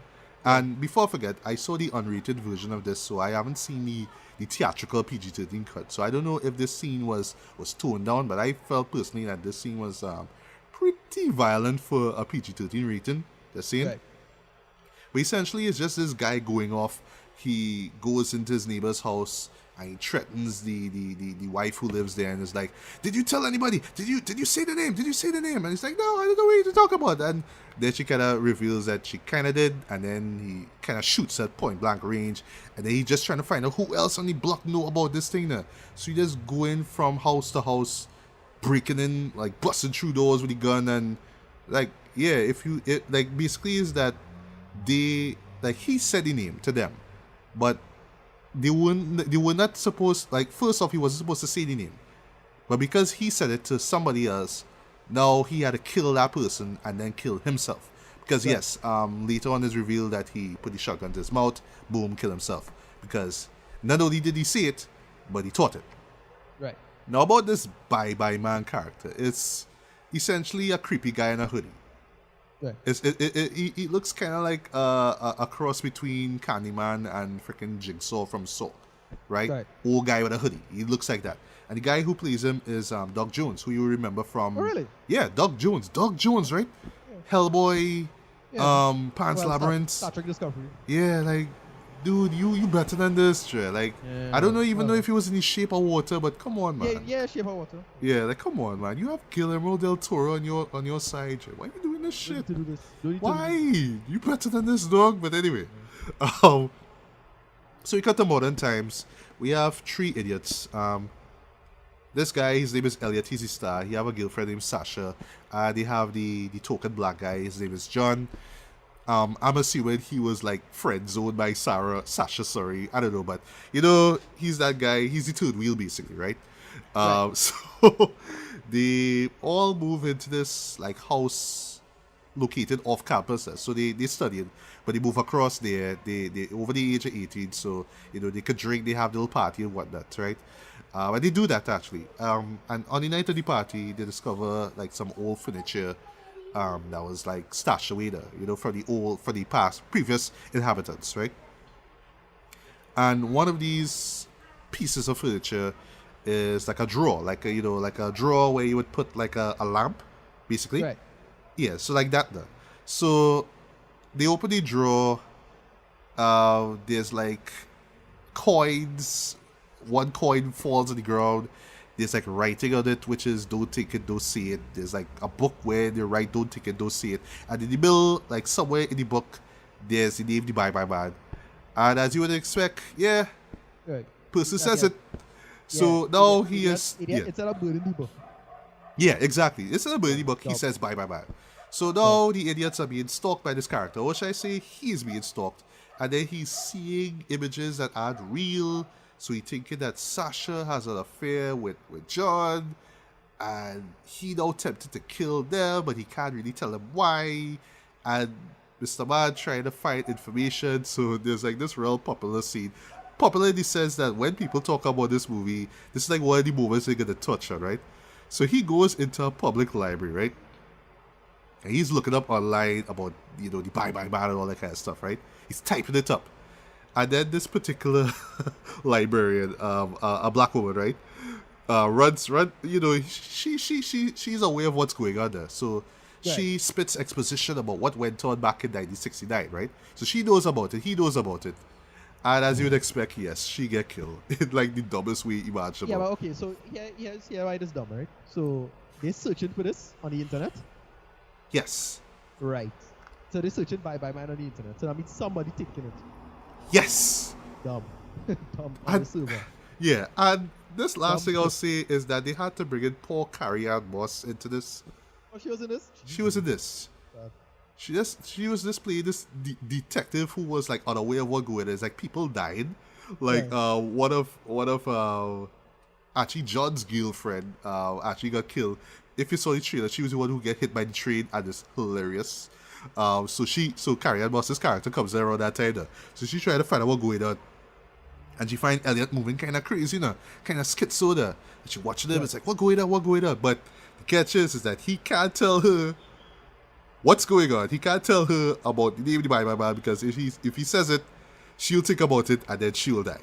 So it's this whole thing with him trying to keep his mouth shut. And there's a moment near the end, I'm not going to spoil it, where he's trying not to say the name, but he's like holding back his mouth. He's like, you know what I mean? So I don't know if the bye-bye man himself was trying to control him to see it or what. I don't know. And let me just touch on the character of the bye-bye man himself. Harmless. He's just a dude in a hoodie with a spooky white face. He barely does anything. He just kind of does these jump scare stuff. You know, what you expect in your average horror movie these days.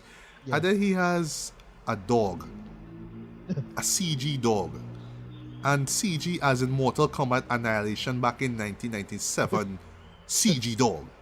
That's just there to walk and probably bite a person's face off or two, but really doesn't pose any threat really. It's just there. And I'll just jump into the review right there. So I like when this came out, I think it was like it came out in January, right? Which is not surprising, right? January movies suck, right? Well, majority of them, not all of them, right? FU January. Yeah. I just saw the title for this thing. I was like, the bye-bye man. This is supposed to scare me. And then there's a part, like, if you look at the trailer, where you hear his voice is like, bye-bye man. And I was just laughing. Like, every time I hear that, bye-bye man, I just laugh, right?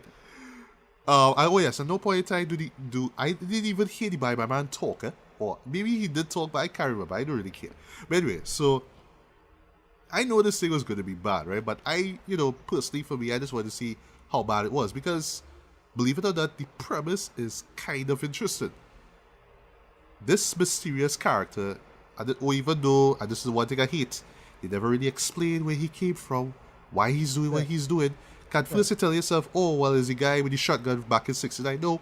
No, he was being tormented by the bye-bye man, but why and how exactly, right? And I forget to mention too, we see his elderly wife, played by Faye Dunaway. Okay. Remember Faye Dunaway? Yeah, barely. Bonnie and Clyde. Yeah. She fuck up the Academy Awards. That was waiting for you to say, right? But yeah, she was in this. Oh god, was she that desperate for a paycheck? But anyway. So the premise of it is kind of interesting when you think about it, where you have a mysterious figure, right? But if you say the name, if you just see the name once, that character can pretty much stalk you and torment you mentally to the point that you will see things and then lash out violently, and then probably end up killing yourself to just to spare easy pain, basically. Pretty interesting when you think about it on paper, right? Problem is that this show is just so uninspired. It draws from other films that you saw before. Candyman, Phantasm, just these weird, characters that just come out of the shadows, and you don't know where they come from, you don't know what their real ulterior motive is, but there's something kind of creepy about them. It just draws heavily from better horror films. So it doesn't really do anything that, different there. You have these stupid, idiotic kids that you're supposed to care about. The acting from them is piss poor. the guy in particular, like, I don't know, like, if he was taking pills. The girl in particular, I don't know if she was taking downers or, because she just have this weird, this look where, like, she looking half asleep, half awake kind of vibe. But yeah, apart from that though, yeah, the little to no scares here. You don't care about anybody in this movie. People die and they die really hilariously bad. The acting is terrible. The story makes no sense. But the worst part is that I was thinking about this. I couldn't help but think about this while I was watching this movie. Don't think it. Yeah, that dumb. That makes no sense because Elliot is thinking about it. Even when he is trying not to think about it, which sounds as dumb as which is as dumb as it sounds. The Bye is still pursuing this guy, so even if he did see it, he's gonna think about it anyway. So that kind of rules out the don't think it rule. It makes no sense. I cannot ignore this movie. So Yeah, so just yeah. so just because of how dumb the movie is and how uninspired and how unoriginal it is, yeah, this is an easy 1 out of 5, man. Of course it sucked. The best way I would say to watch this movie is that you had to get drunk, you had to watch it with your friends, and just be laughing at the bad acting, the bad story, the bad everything about this. Yeah. And don't even think about logic in this movie. If this is one thing about this show, yeah, don't think about logic. Don't even think about this movie. Unfortunately, though, I'm not sure if you're gonna forget this movie in a hurry after you see it, especially like me. But yeah, here's hoping that with enough beers and enough great movies, I'll forget this shit even existed. So 1 out of 5 for me. One of the worst movies, one of the worst horror movies, I would say, of 2017. Right. Watch at your own risk. Don't say I didn't warn you. Right. All right. So moving along now, I'm going to talk about a foreign language movie. It's an action film from South Korea. It's called The Villainess. Right. Now, how I heard about this movie actually, one of my friends actually tagged me on the trailer for this film, so I took a glance at that. I didn't want to see the whole thing, and I was very impressed by the action scenes and the way how they were done and all that kind of stuff. It's very visceral. It's very very adrenaline fuel and all that kind of stuff. But action scenes or the way how they shot could only get you this far unless you have a solid enough story or characters that you actually care about, right? So it's centered on the character of Suki. She's played by Kim Ok-bin. Yes, it's South Korean, so forgive me for the pronunciation. So she is a female assassin. She works for this sort of clandestine kind of secret agent, organization basically. And in the opening sequence, which is probably one of the most amazing action sequences you'll see in this film period. It's a first-person view of her breaking inside into this building and just beating up and shooting up guy after guy after tug after tug. And this goes on for like about 5 minutes tops, basically. And it's amazing, right? So, we learn that, okay, she's an assassin, she's part of this group, and we are treated to some flashbacks, which I'll talk about later on, where we learn about how she became part of this group, right? And we learn later on too that she had a baby girl actually while she was being trained to be this killer. Right. So, and as soon as Suki, accomplish a certain amount of missions, she pretty much would be, let off now. She would be not fired really, but they'll let her go basically. Yeah. So they find an apartment for her. They handle finances, all that kind of stuff. So she's there right now with her daughter. But just to keep tabs on her, they have this one particular guy who works behind the scenes. His name is Lee. Because of course his name is Lee. To pretty much be her next door neighbor. To kind of keep tabs on her for the group. And as you would expect, yes, the two kind of fall in love. Well, the guy, was taking a liking to her. He was kind of watching her, observing her. But he had to stay behind the scenes, so she didn't even know that he was working for them in the first place, right? So they form this nice little relationship, and it's great and everything. But then later on, she they decide to get married, and on the day of the wedding itself, before they even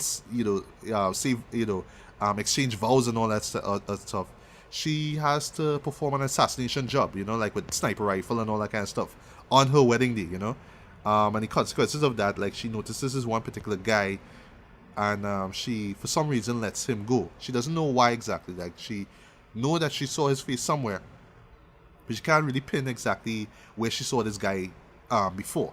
And then later on, we learn that this guy was kind of integral to her past, in her becoming an assassin in the first place. And that's all I'll say. So basically, it's just her kind of getting roped back into that world that she assumed that she was no longer a part of.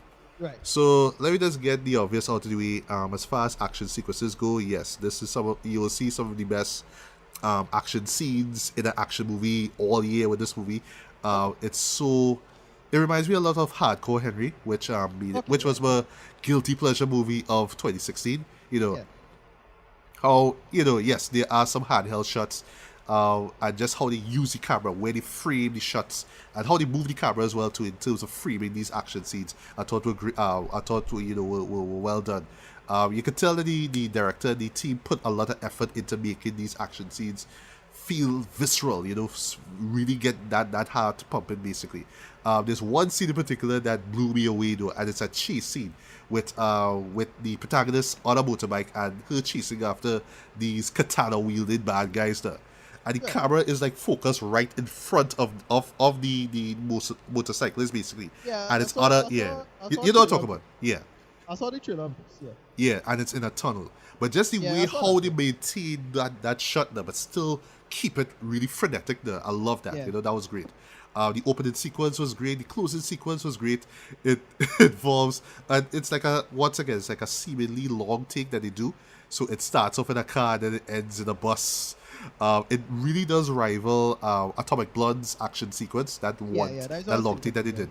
And on the subject of Atomic Blood, yes, we have this badass female, lead in the story as well.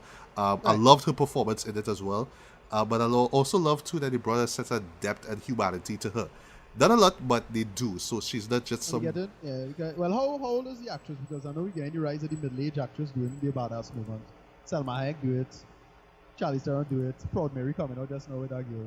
Oh yeah, with Taraji P. Henson. I am excited to see that. She is 30 years old actually. Okay, she's pretty. Yeah, and she was in a movie that I've been hearing about, but I know it got a lot of praise, called Thirst, which was from Park Chan-wook, who did Old Boy. It's a vampire film kind of thing, yeah. Okay, that's it. Right, and I haven't seen it, but I heard a lot of great things about it. Yeah, I thought that she was great in this performance. I love that, she wasn't just this gun-toting badass chick. There was more to it than that.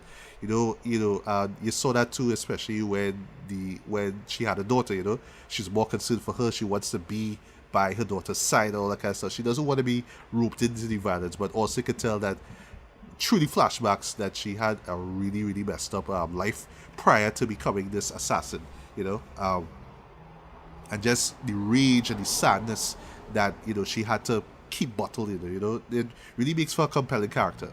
Also, too, I would say the way, cinematography-wise, the directing, I thought was on point. It looks very good. The way how the shots were put together, the color scheme, all that stuff. Technically the film is very, very, very well made. But drawbacks though. Them flashbacks though. Now, I would understand one or two flashbacks, in the first act, more or less developing the character and all that kind of stuff. But then it continues on in the second act where we are in present time, but then they have to go back to show what happened either a few days before this event or a few years before and all that kind of stuff. And it just started to get more and more and more tiring and more annoying, the more a flashback shows up. And, to me, looking at this, say like, okay, I could just shut my brain off and be like, this is a mindless action movie. Okay, fine. But they do stop at particular moments to give you all this background into this character. But unfortunately, though, with those flashbacks, while they do add some layers to the character, it didn't really, compel me that much though. It's just like, okay, well, she had this rough past when she was young, blah, blah, blah, blah. But what does it say for her now when she's just killing guy after guy after guy mercilessly, It doesn't really add that much to it. Also, I felt that it made the story way more convoluted because just the fact that she's an assassin and she's working for this group, but then you don't know if the group really have her best interest in mind, if they're using her, if they want to kill her off or whatever it is. All that was kind of confusing as is, but then when they have all these flashbacks, where you're kind of not sure if the group that you're working for, are trustworthy to begin with, it just makes things really more confusing. And to me, it really bogged down the film a lot. There's also a lot of downtime, especially in the second act, where the relationship between her and Lee were developed, and then, her trying to deal with not trying to be part of this life anymore. I felt that it kind of bogged down the film a lot. So it's basically like you have these three main action sequences that I mentioned before, but then, like, just the momentum of those scenes there, like, there's not anything between those sequences to really make it feel like, yes, I'm really enjoying this thing. This is an edge of your seat action thriller. It's just like big action sequence, downtime, one or two great moments, downtime, then big action sequence in the middle, downtime, some twists, some turns, a lot of melodramatic stuff takes place. Because, of course, it's Asian film, so you must have some melodrama in the mix, because, of course. And then you have that big, explosive action sequence at the end. But still, I felt that at the end of it all, I kind of walked out of it like, yeah, the action sequences were great, but I didn't really come out of it caring for the character. Like, yes, she went through a lot of shit, but still, it was like, I don't care. Or maybe the movie tries way too hard to make me care for this character, but I felt that it just bogged down the story. So it's just like, well, okay, all this drama just to stop this guy, why could they just do this? Or why could they just shoot him at that point in time? Blah, blah, blah, you know what I mean? So, in closing, I was kind of rooted for this film to be my top guilty pleasure movie of 2017, just because of how visceral those action sequences were. You know what I mean? Because I like me a film where I could just shut my brain off, like Hardcore Henry, for example. I know Hardcore Henry didn't have a great story, but that was the point. It was meant to be a first-person shooter, like a live-action adaptation of it, just blatantly like that. And it had a sense of fun to it, and a sense of urgency as well. But then when you have like these great action sequences, and then you just pause it for these sort of melodramatic, okay, he was a sleeper agent, I trusted you, all these kind of cliche stuff. It just really brought down the film a lot for me. So while I didn't hate the experience of it, but I felt that it could have been a lot better. Like, they could have just cut out certain scenes and just kind of really focus on just delivering on that action. So while it's not my top guilty pleasure movie of the year, though, I would still say if you enjoy foreign action films, yeah, give this one a look. So I would give this a decent 3.5 out of 5 stars. It was a little bit of a disappointment for me, seeing the praise that it got, but really though is just the narrative and how hard it tried to make us feel, take this thing seriously. I felt really bogged it down. It's like, you want to be serious with the whole spy stuff, but then you want to give us this over-the-top action sequences. I felt that, just those two things just didn't blend as well as all that. But, if you love your action sequences over the top, you'll enjoy it. But I don't imagine you really caring that much about the stuff in between those action sequences, sorry. But still, I say, give it a look. You may like it, way more than I did. But I think that a decent 3.5 out of 5 is fair, Right. So, give it a look if you get a chance. Right, yeah. All right. And last but certainly not least, we have a strong contender, I would say, for top 10, not top 5 for me, but top 10 best movies of 2017. Yeah. Kathryn Bigelow's Detroit. Yes. So before we jump into the story, Kathryn Bigelow as a director, I would say that she is one of my favorite female directors working in the game. Point Break. I love how she took that sort of macho action mold from the 80s and brought a little feminist perspective on it. Well, I know with the little homosexual undertones, of course, with Johnny Utah. Right, I know about all of that, but it subverted the material at the time. Because that was like a big deal of Stallone and Schwarzenegger was kind of on their way out with this. Yeah. And then bringing in guys like Patrick Swayze and Keanu Reeves of all people. Swayze's never really have action star in the classical sense. He's True. more sensitive. Yeah. And he did all and Swayze kind of more known for his more sensitive roles anyway. Yeah, and look, Ghost, like the year before he did Ghost. Like yeah, you know what I mean? Right. Yeah. But yeah, I like that she kind of put this feminist look, this spin on, the whole macho bromance lifestyle, brotherhood, that kind of thing. That's what I really loved about that show. What really made it fascinating is a damn good action movie as well. Strange Days, believe it or not, I have yet to see. Like, I've always wanted to see it, but I just never got around to seeing it. This is the memory recorder thing? Yeah. Angela Really? Bassett was in it. I can't remember who else. But yeah, I always wanted to see it, but I just never got around to it. That was a cool little cyberpunk thing. Yeah, that was like before Matrixes, so that was like on the edge there too. But the one that really, where people, a lot of people like kind of zeroed in on her, no, it's not Zero Dark 30 yet, was the Hurt Locker, where she won, Best Picture of the Year. For me though, like I really enjoyed that film.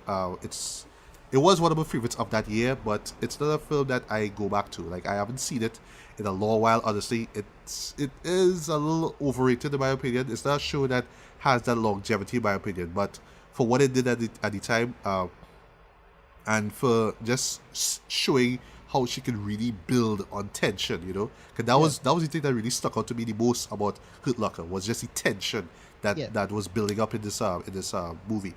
But then of course she had Zero Dark 30, which was a show that honestly I wish I enjoyed a lot more, but just the way how the narrative was told, and then it just kind of ends with so all this just kind of leads up to hey, Osama bin Laden is dead, the end. Right, you know what I mean? So it's like you know what I mean? And then also too, personally, I didn't like the way how they showed the CIA, the way how they were torturing their prisoners to get information. I thought that was like a turn off for me. Like, that's real shit. I know it's real, but it kind of felt like they was glorifying it at times. Like, okay, like it's a means and end basically. Like, we have to find Osama, so let me torture you close to death, so I could find this guy who caused 9/11. You know what I mean? It just kind of rubbed me off the wrong way for me. Although we had some great performances, I mean, Jessica Chastain, who else? Tony Soprano was in it as well, one of his last few performances as well. And it did have some great, like, moments where I can literally jump, like, moments where it does focus on, like, explosives and bombs and going off and stuff. So there were a few moments that, make me jump, you know what I mean? But, your thoughts on Kathryn Bigelow and her filmography? Yeah, fantastic director. She, again, with Detroit, we'll see some of her greater strengths operating. But she good sense of vision, form, approach, and what the big thing with her, you have a fantastic sense of space, which Detroit uses expertly. Yes. She does this really, really well done. Overall, fantastic director in my opinion. I'm not the biggest fan of her. Neither me. She's like a highly competent director, but not a brilliant director. Nothing yet. I mean, Hurt Locker is probably still the best for me. But again, I'm not a big fan of her filmography overall. Yeah. But this is on the list, though. So. Yeah. And also just to mention quickly before you jump into what Detroit is about. Yeah. She used to be married to James Cameron, which is kind of interesting as well. You know what I mean? Yeah. Yeah. Like, imagine if they had stayed together, it would have been like a powerhouse couple in terms of directing, but moving along. Each directing does already feet for that. So. Yep, unfortunately, sad but true. Yeah. So what is Detroit about, by? Right. So Detroit is about a nasty little incident happened in the late '60s, around the 12th Street riots. Yes. And what happened is that something called the Algiers Motel murders. Mm-hmm. And basically the entire story is about that. It's about the Algiers Motel murders, and basically what it just runs that narrative. It takes a lot of poetic license, not particularly historically accurate. They kind of invent a couple characters just for the story to flow well. But it's for the surface of the plot of the movie, and its general outlook is reasonably accurate as to what happened for the most part. It just fills in the gaps and tells a really great story of this really unfortunate set of events that occurred. Yeah, it's 1967, if I remember correctly. Yeah, 1967. Yeah. Yeah. This movie was kind of real hard. It was hard to watch and hard as in just hard. Really well done, dude. Yeah. You see, after the first hour or so, it was slow for me starting, really slow. But that's the point. They started normal, It's in context of riots. That is not the point. And then Oh, okay, it's not normal for you, but continue. it's not normal for me because it's just the context of riots. It's like, oh, it's a riot shit going on. And since the thing is for me, because I'm largely familiar with the story, nothing was particularly surprising. So it's just how they're gonna piece this out and make it work. Okay. Then when around the first hour hit, boy, Yeah, boy. I don't think it's gonna get dark real fast. Yeah. Yeah, I can see why a lot of people hated Will Poulter nowadays. Oh my god. this is Michael Fassbender levels I hate. Yeah. He is on everyone's. He could be in a lot of people's cinematic shit list, right? Yeah, oh my god. Yeah, this is like I'll put like up there with Lawrence Fishburne as actor. Oh yeah. I hated. I mean I love Lawrence Fishburne, but I hated him in What's Love Gonna Do with It. I hated him in that. Yeah. This was it told the story from multiple perspectives. It kind of reminded me of Fruitvale Station a little bit. I see what you mean. Yeah, it's a gradual progression into the story. Right, and they just build up the narratives and make it work, and everything come together at a Hilton. Well, your boy John Boyega was in this. Mm-hmm. Good. Yeah, pretty good. Yeah, I would argue he was real channeling that inner Denzel Washington boy. Little bit. Yeah. I don't buy about that. Little bit, but it was still good. It was fine. And who else? Anthony Mackie. Yeah, he was in this, and I forget that she and he was in Hurt Locker together. So. Oh yes, that's true. He was in Hurt Locker. Forgot. Which is the coolest part of that movie. That sniper part was real hard. But in this, it also had a sniper story. Yeah, it did. Yeah, so basically, to just continue, just a quick narrative. The Algiers Motel, what was triggered by it was, they were really paranoid about snipers. There's a brutal part in the beginning about where you see a little girl check a window. And they yes. Like, god damn. Yes. No, that moment in particular, I was like, wow. Like, my jaw literally dropped when I saw that. I was like, wow. What time? But Jesus. so what happens is they were paranoid about snipers, and it was like almost like entirely unfounded. I don't really have, as far as I know, I don't really have any set of snipers in Detroit. But it was just legit rioting, and they just were paranoid about everything. The National Guard and the state police were involved. But what happens is that Detroit police as well got involved in this particular thing just to look good and try to not make the city look bad. And because at the time, Detroit police was almost entirely white, it was just a big clash of cultures and violence. And then, Will Poulter's character, who, by the way, is not real. He's a kind of hodgepodge of several other characters. Oh, really? Okay. I didn't know. So the website I just go on to check these things is History versus Hollywood. Okay. As far as I know, the website is reasonably good in it and understandable in research. That's the website I tend to reference when it comes to referencing accurate stuff. Right. With respect to history and any kind of historical event stuff. Because the narrative is kind of hard to piece together because all the emotions involved. You saw this with Hidden Figures as well. They just kind of hodgepodge a lot of stuff, and it's nothing to do with trying to mislead people or anything like that. Is that you had to have the story flow. So yes, exactly. You had to sacrifice for the sake of the movie. Much like with good documentaries, you need to make a narrative flow. Unfortunately, you can have all the information in the world, but nobody will give a shit. Right? That is news.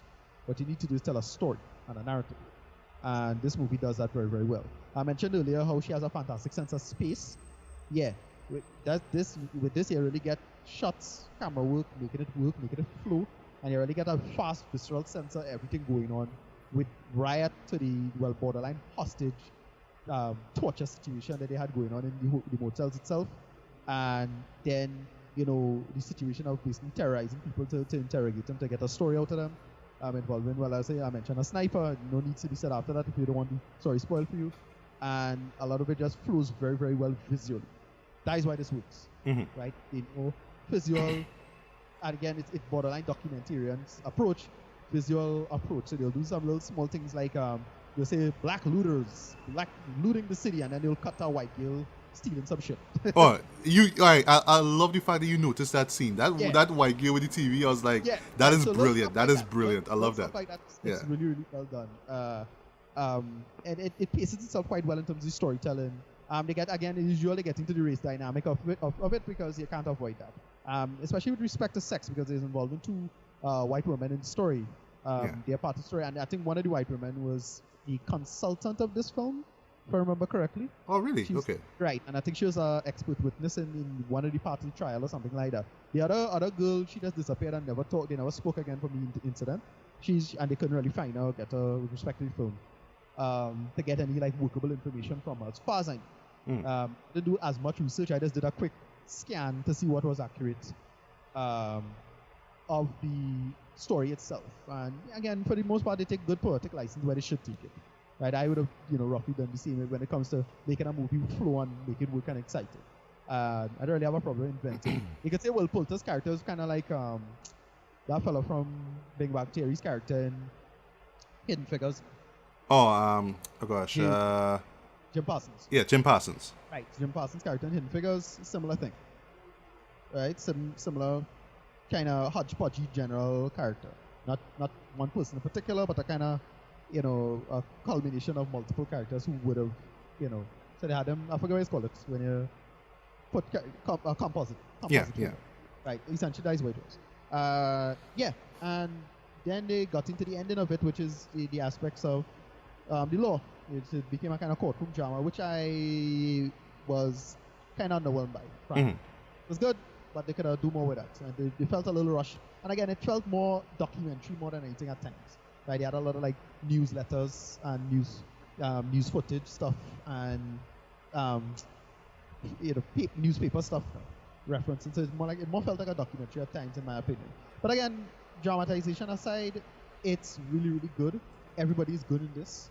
And yeah, I can't think of any major flaws other than like, the stuff in terms of tone and approaching, the courtroom stuff was felt a little rushed. That was about it. I mean, everything else was next to perfect in my opinion, given the context of this material and how to tell a story. Right. I really like this movie. All right. So let me just get minor nitpicks out of the way. Just minor. The opening animated sequence that kind of sums up the history of Detroit, I felt didn't work as well as it did. Reason being, it's not just because of the facts, but I mean, the facts are there. The facts make sense. I get it because we have to understand how we got to this point. But it's more just in my like I say, minor nitpick. Just the animation, the style of it. Right. It does feel. It reminded me for some reason, like oh gosh, like Super Size Me, Bowling for Columbine. When those guys like Morgan Spurlock and Michael Moore, when they use animation, it's kind of like in a satirical kind of way. Right. Like they're making a serious point, but kind of the visual, the way it's done is kind of satirical. That's okay. That's why I didn't really mind that, because it really felt like when I saw the animation, it reminded me of Inner City Murals. Oh, okay. I didn't think about that. Right. That's what I was thinking of when I saw that. So I didn't have a big issue with that. But yeah, I kind of get where you're coming from. Yeah. And I think it's just because I didn't expect to see it. Right. I didn't expect that they would start off really this way. It like a typical like inner city urban mural. Like anybody remember when probably one of the worst examples of police brutality in the 90s or the 2000s. Diallo. Remember that guy called Diallo got shot a ton of times. Does it say? Yeah. And they had a bunch of there's some murals based on these people who died from police. And it looked like that. That art style looked the same. Okay. That's what it reminded me of. That's what I was thinking. When I saw that, that's what I was thinking of. That's where my mind went with. All right. Cool. Interesting. But once that sequence ended, though, and they just jumped into the chaos of the riots in Detroit at that time, though. Right. I was hooked. I was sucked in. Good. Yeah. That was set up good because we know the story of it is a party and then the party get out of hand. And, but this more talking about the first act itself. Well, I'll talk about the other acts as well. So yeah, I was just glued. Like I was just like laser focused on what was going on there. Basically, I felt the chaos. I felt the paranoia. I felt the fear. What was going on? I love how the film also didn't show it from any one perspective. It was just from both sides, both from the police / the white people and the black residents of Detroit. You felt how they were looking at the situation as well.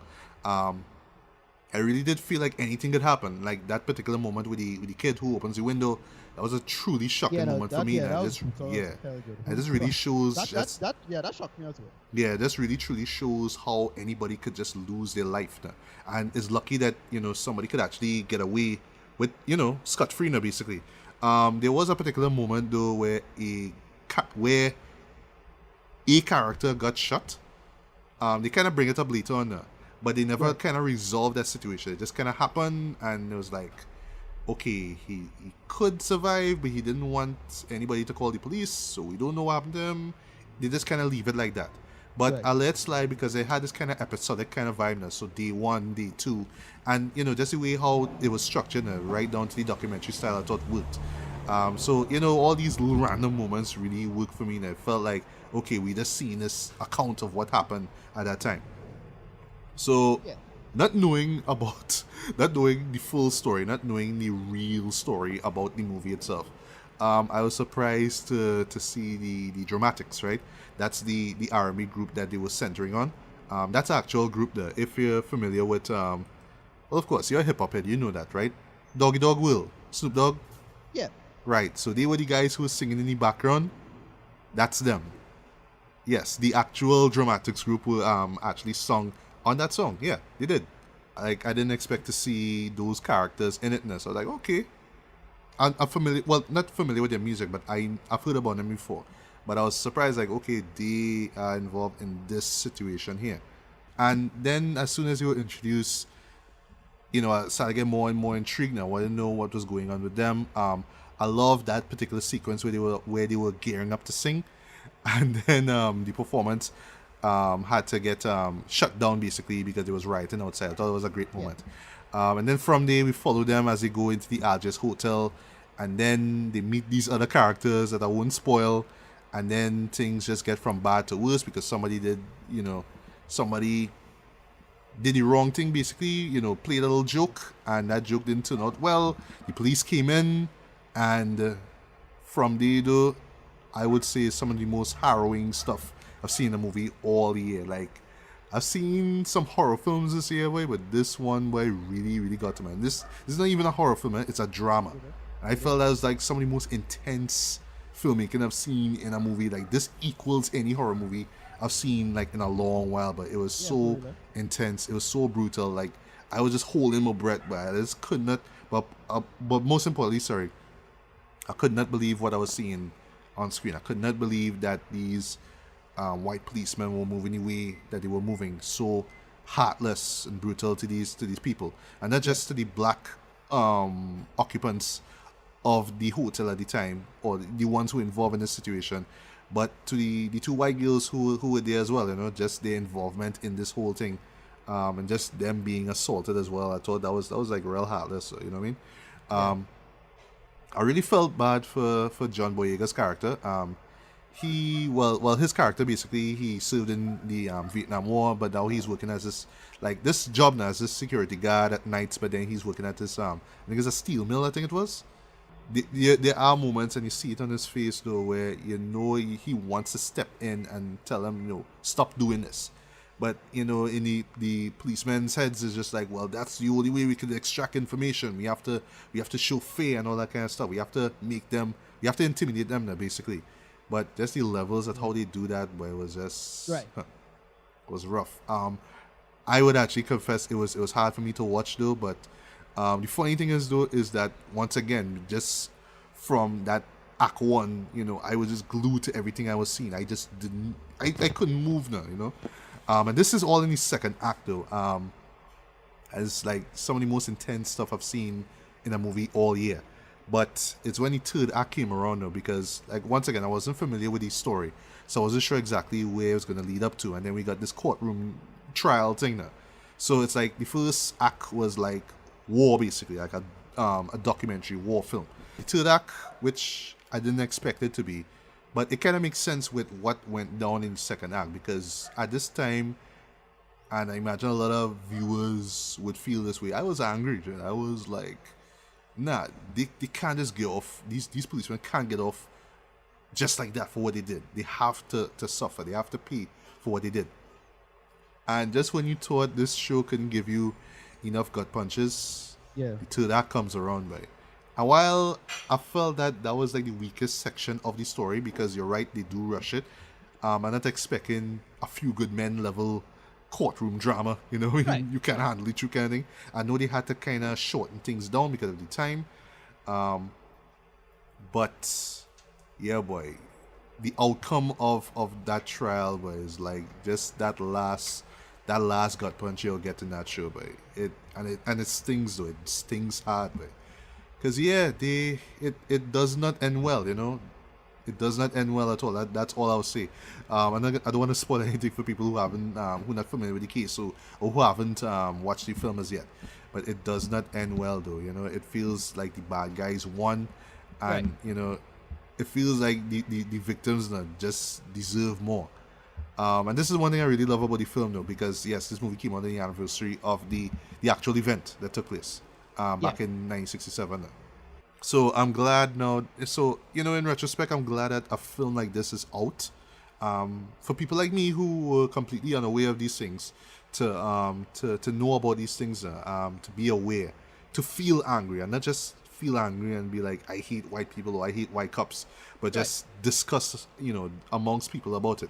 Which, you know, I'm glad that I could actually talk to you about this movie, because after this, I was just like silent, like I didn't see anything, I didn't tell anybody anything about this, but I was waiting to really talk to you about this show now. Yeah, I mean, yeah. not that we could go into in-depth talk about it, because I mean, you know, we were supposed to record this thing a few days ago, but then drama took place. But still, just the fact that we pretty much have the same viewpoint on the film, just as a whole, now, just how powerful it was. Right. now. Yeah. I mean, Yeah. it's I mean, it's another blackity black movie like Mudbound.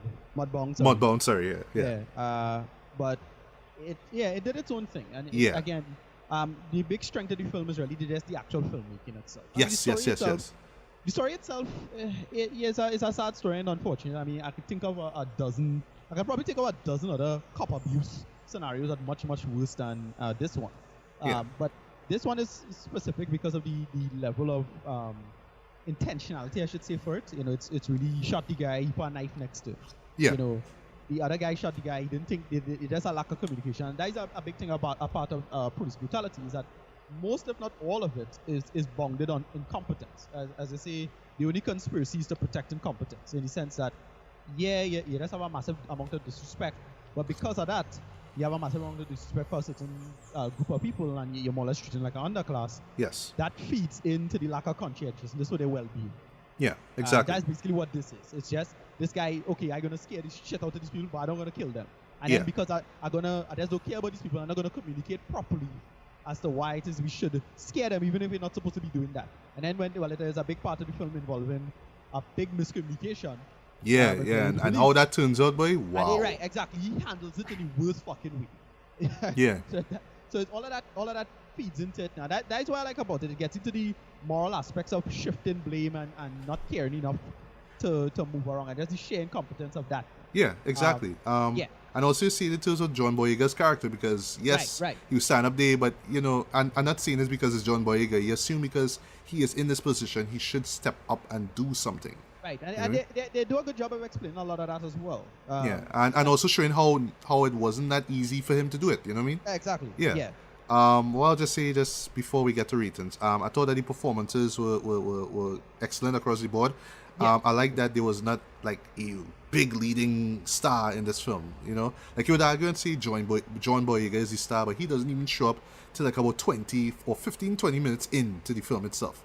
Anthony Mackie isn't there, and you know he doesn't even get top billing here, and he is just like, I wouldn't say a minor character, because he is heavily involved in the shocking events that happen at the hotel, but it's not like, oh well, it's Anthony Mackie playing this. He just plays it off normally. He's low key basically in this film. The guys who play the dramatics, I'm forgetting the names right now, but I thought that they played their roles, you know, well enough. There was even some little cameos, little faces that I thought I wouldn't have seen, but they were there. I saw Samira Wiley. She was there from Orange is the New Black. I thought that they would have done a little bit more with her, because once again, you're seeing familiar faces, so you're thinking Right. they have a You're bigger looking for- role to play. They think I just tried from what I understand it. They filmed this a while ago, so Yeah. from what I understand. But if there's one performance that sticks out the most, of course, is Will Poulter, boy. Yeah. That guy, that guy. Much like my boy from Orange is the New Black in Mudbound. You hate him, but he played the role good. Yeah. You hate the man, and it's like, but Yeah. that performance was like Oscar worthy, like Yeah, real he's- Oscar worthy stuff. Really And big. And I was never a big fan of the dude because all I knew him is from, what do you call it, Maze Runner. No? Maze Runner, but I never even watched the Maze Runner thing. Like I didn't even know he was British till like about a while back. I just know his face, and he have that weird eyebrow face. Yeah, he had that kind of weird, kind of boyish, kind of look, kind of weird kind of thing. Yeah, but here he was just cold-blooded. He was vicious. He was brutal, but he was scary. He genuinely scared me. Like every time he was on screen, every time he talked, every time he threatened to kill somebody, I was just feeling that. And why it worked, what the scariest part of a lot of this police brutality stuff is when they start becoming insecure, and they had a couple moments like that now. Yeah. And that is when they become so unpredictable because it's just sheer survival from a career standpoint or something like that. No? Yeah, so exactly. They had a couple moments where he really know he fuck up, like Exactly. like that, or like he really don't have a leg to stand on with certain things, like they get into that whole thing with the military. That's a thing they did in Mudbound as well. Yes. You know, the idea of disrespecting people who are soldiers and either denying what they say, downplaying, the level of service, even though they themselves, pushing this big narrative of, militarism and aggression via militaristic violence. And they make that work, and that's what made his character work so well. Is when he's on the back foot of something morally, that's when he's truly dangerous and scary in my opinion. Yeah. And they make that work really, really well in this. Yeah, it did. Just a couple of things I just mentioned before we get to rating. I love, not to spoil anything, how it ends. It doesn't end on an optimistic note at all, but it just ends like, well, life goes on anyway. The riots have stopped, so it's just for us to move on. But it's going to be hard, believe me. It's going to be really hard for us, but we have to move on. I think that was a powerful way to end the film. And just one last thing I'll say. Basically, it's just how people responded to the film. For one thing, of course, just that second act and how powerfully brutal it is. I know there's going to turn off a lot of people, for one thing. And like I was reading up a few reviews of it, and some people kind of felt that the film itself, kind of glorified the violence itself, kind of hyped it up.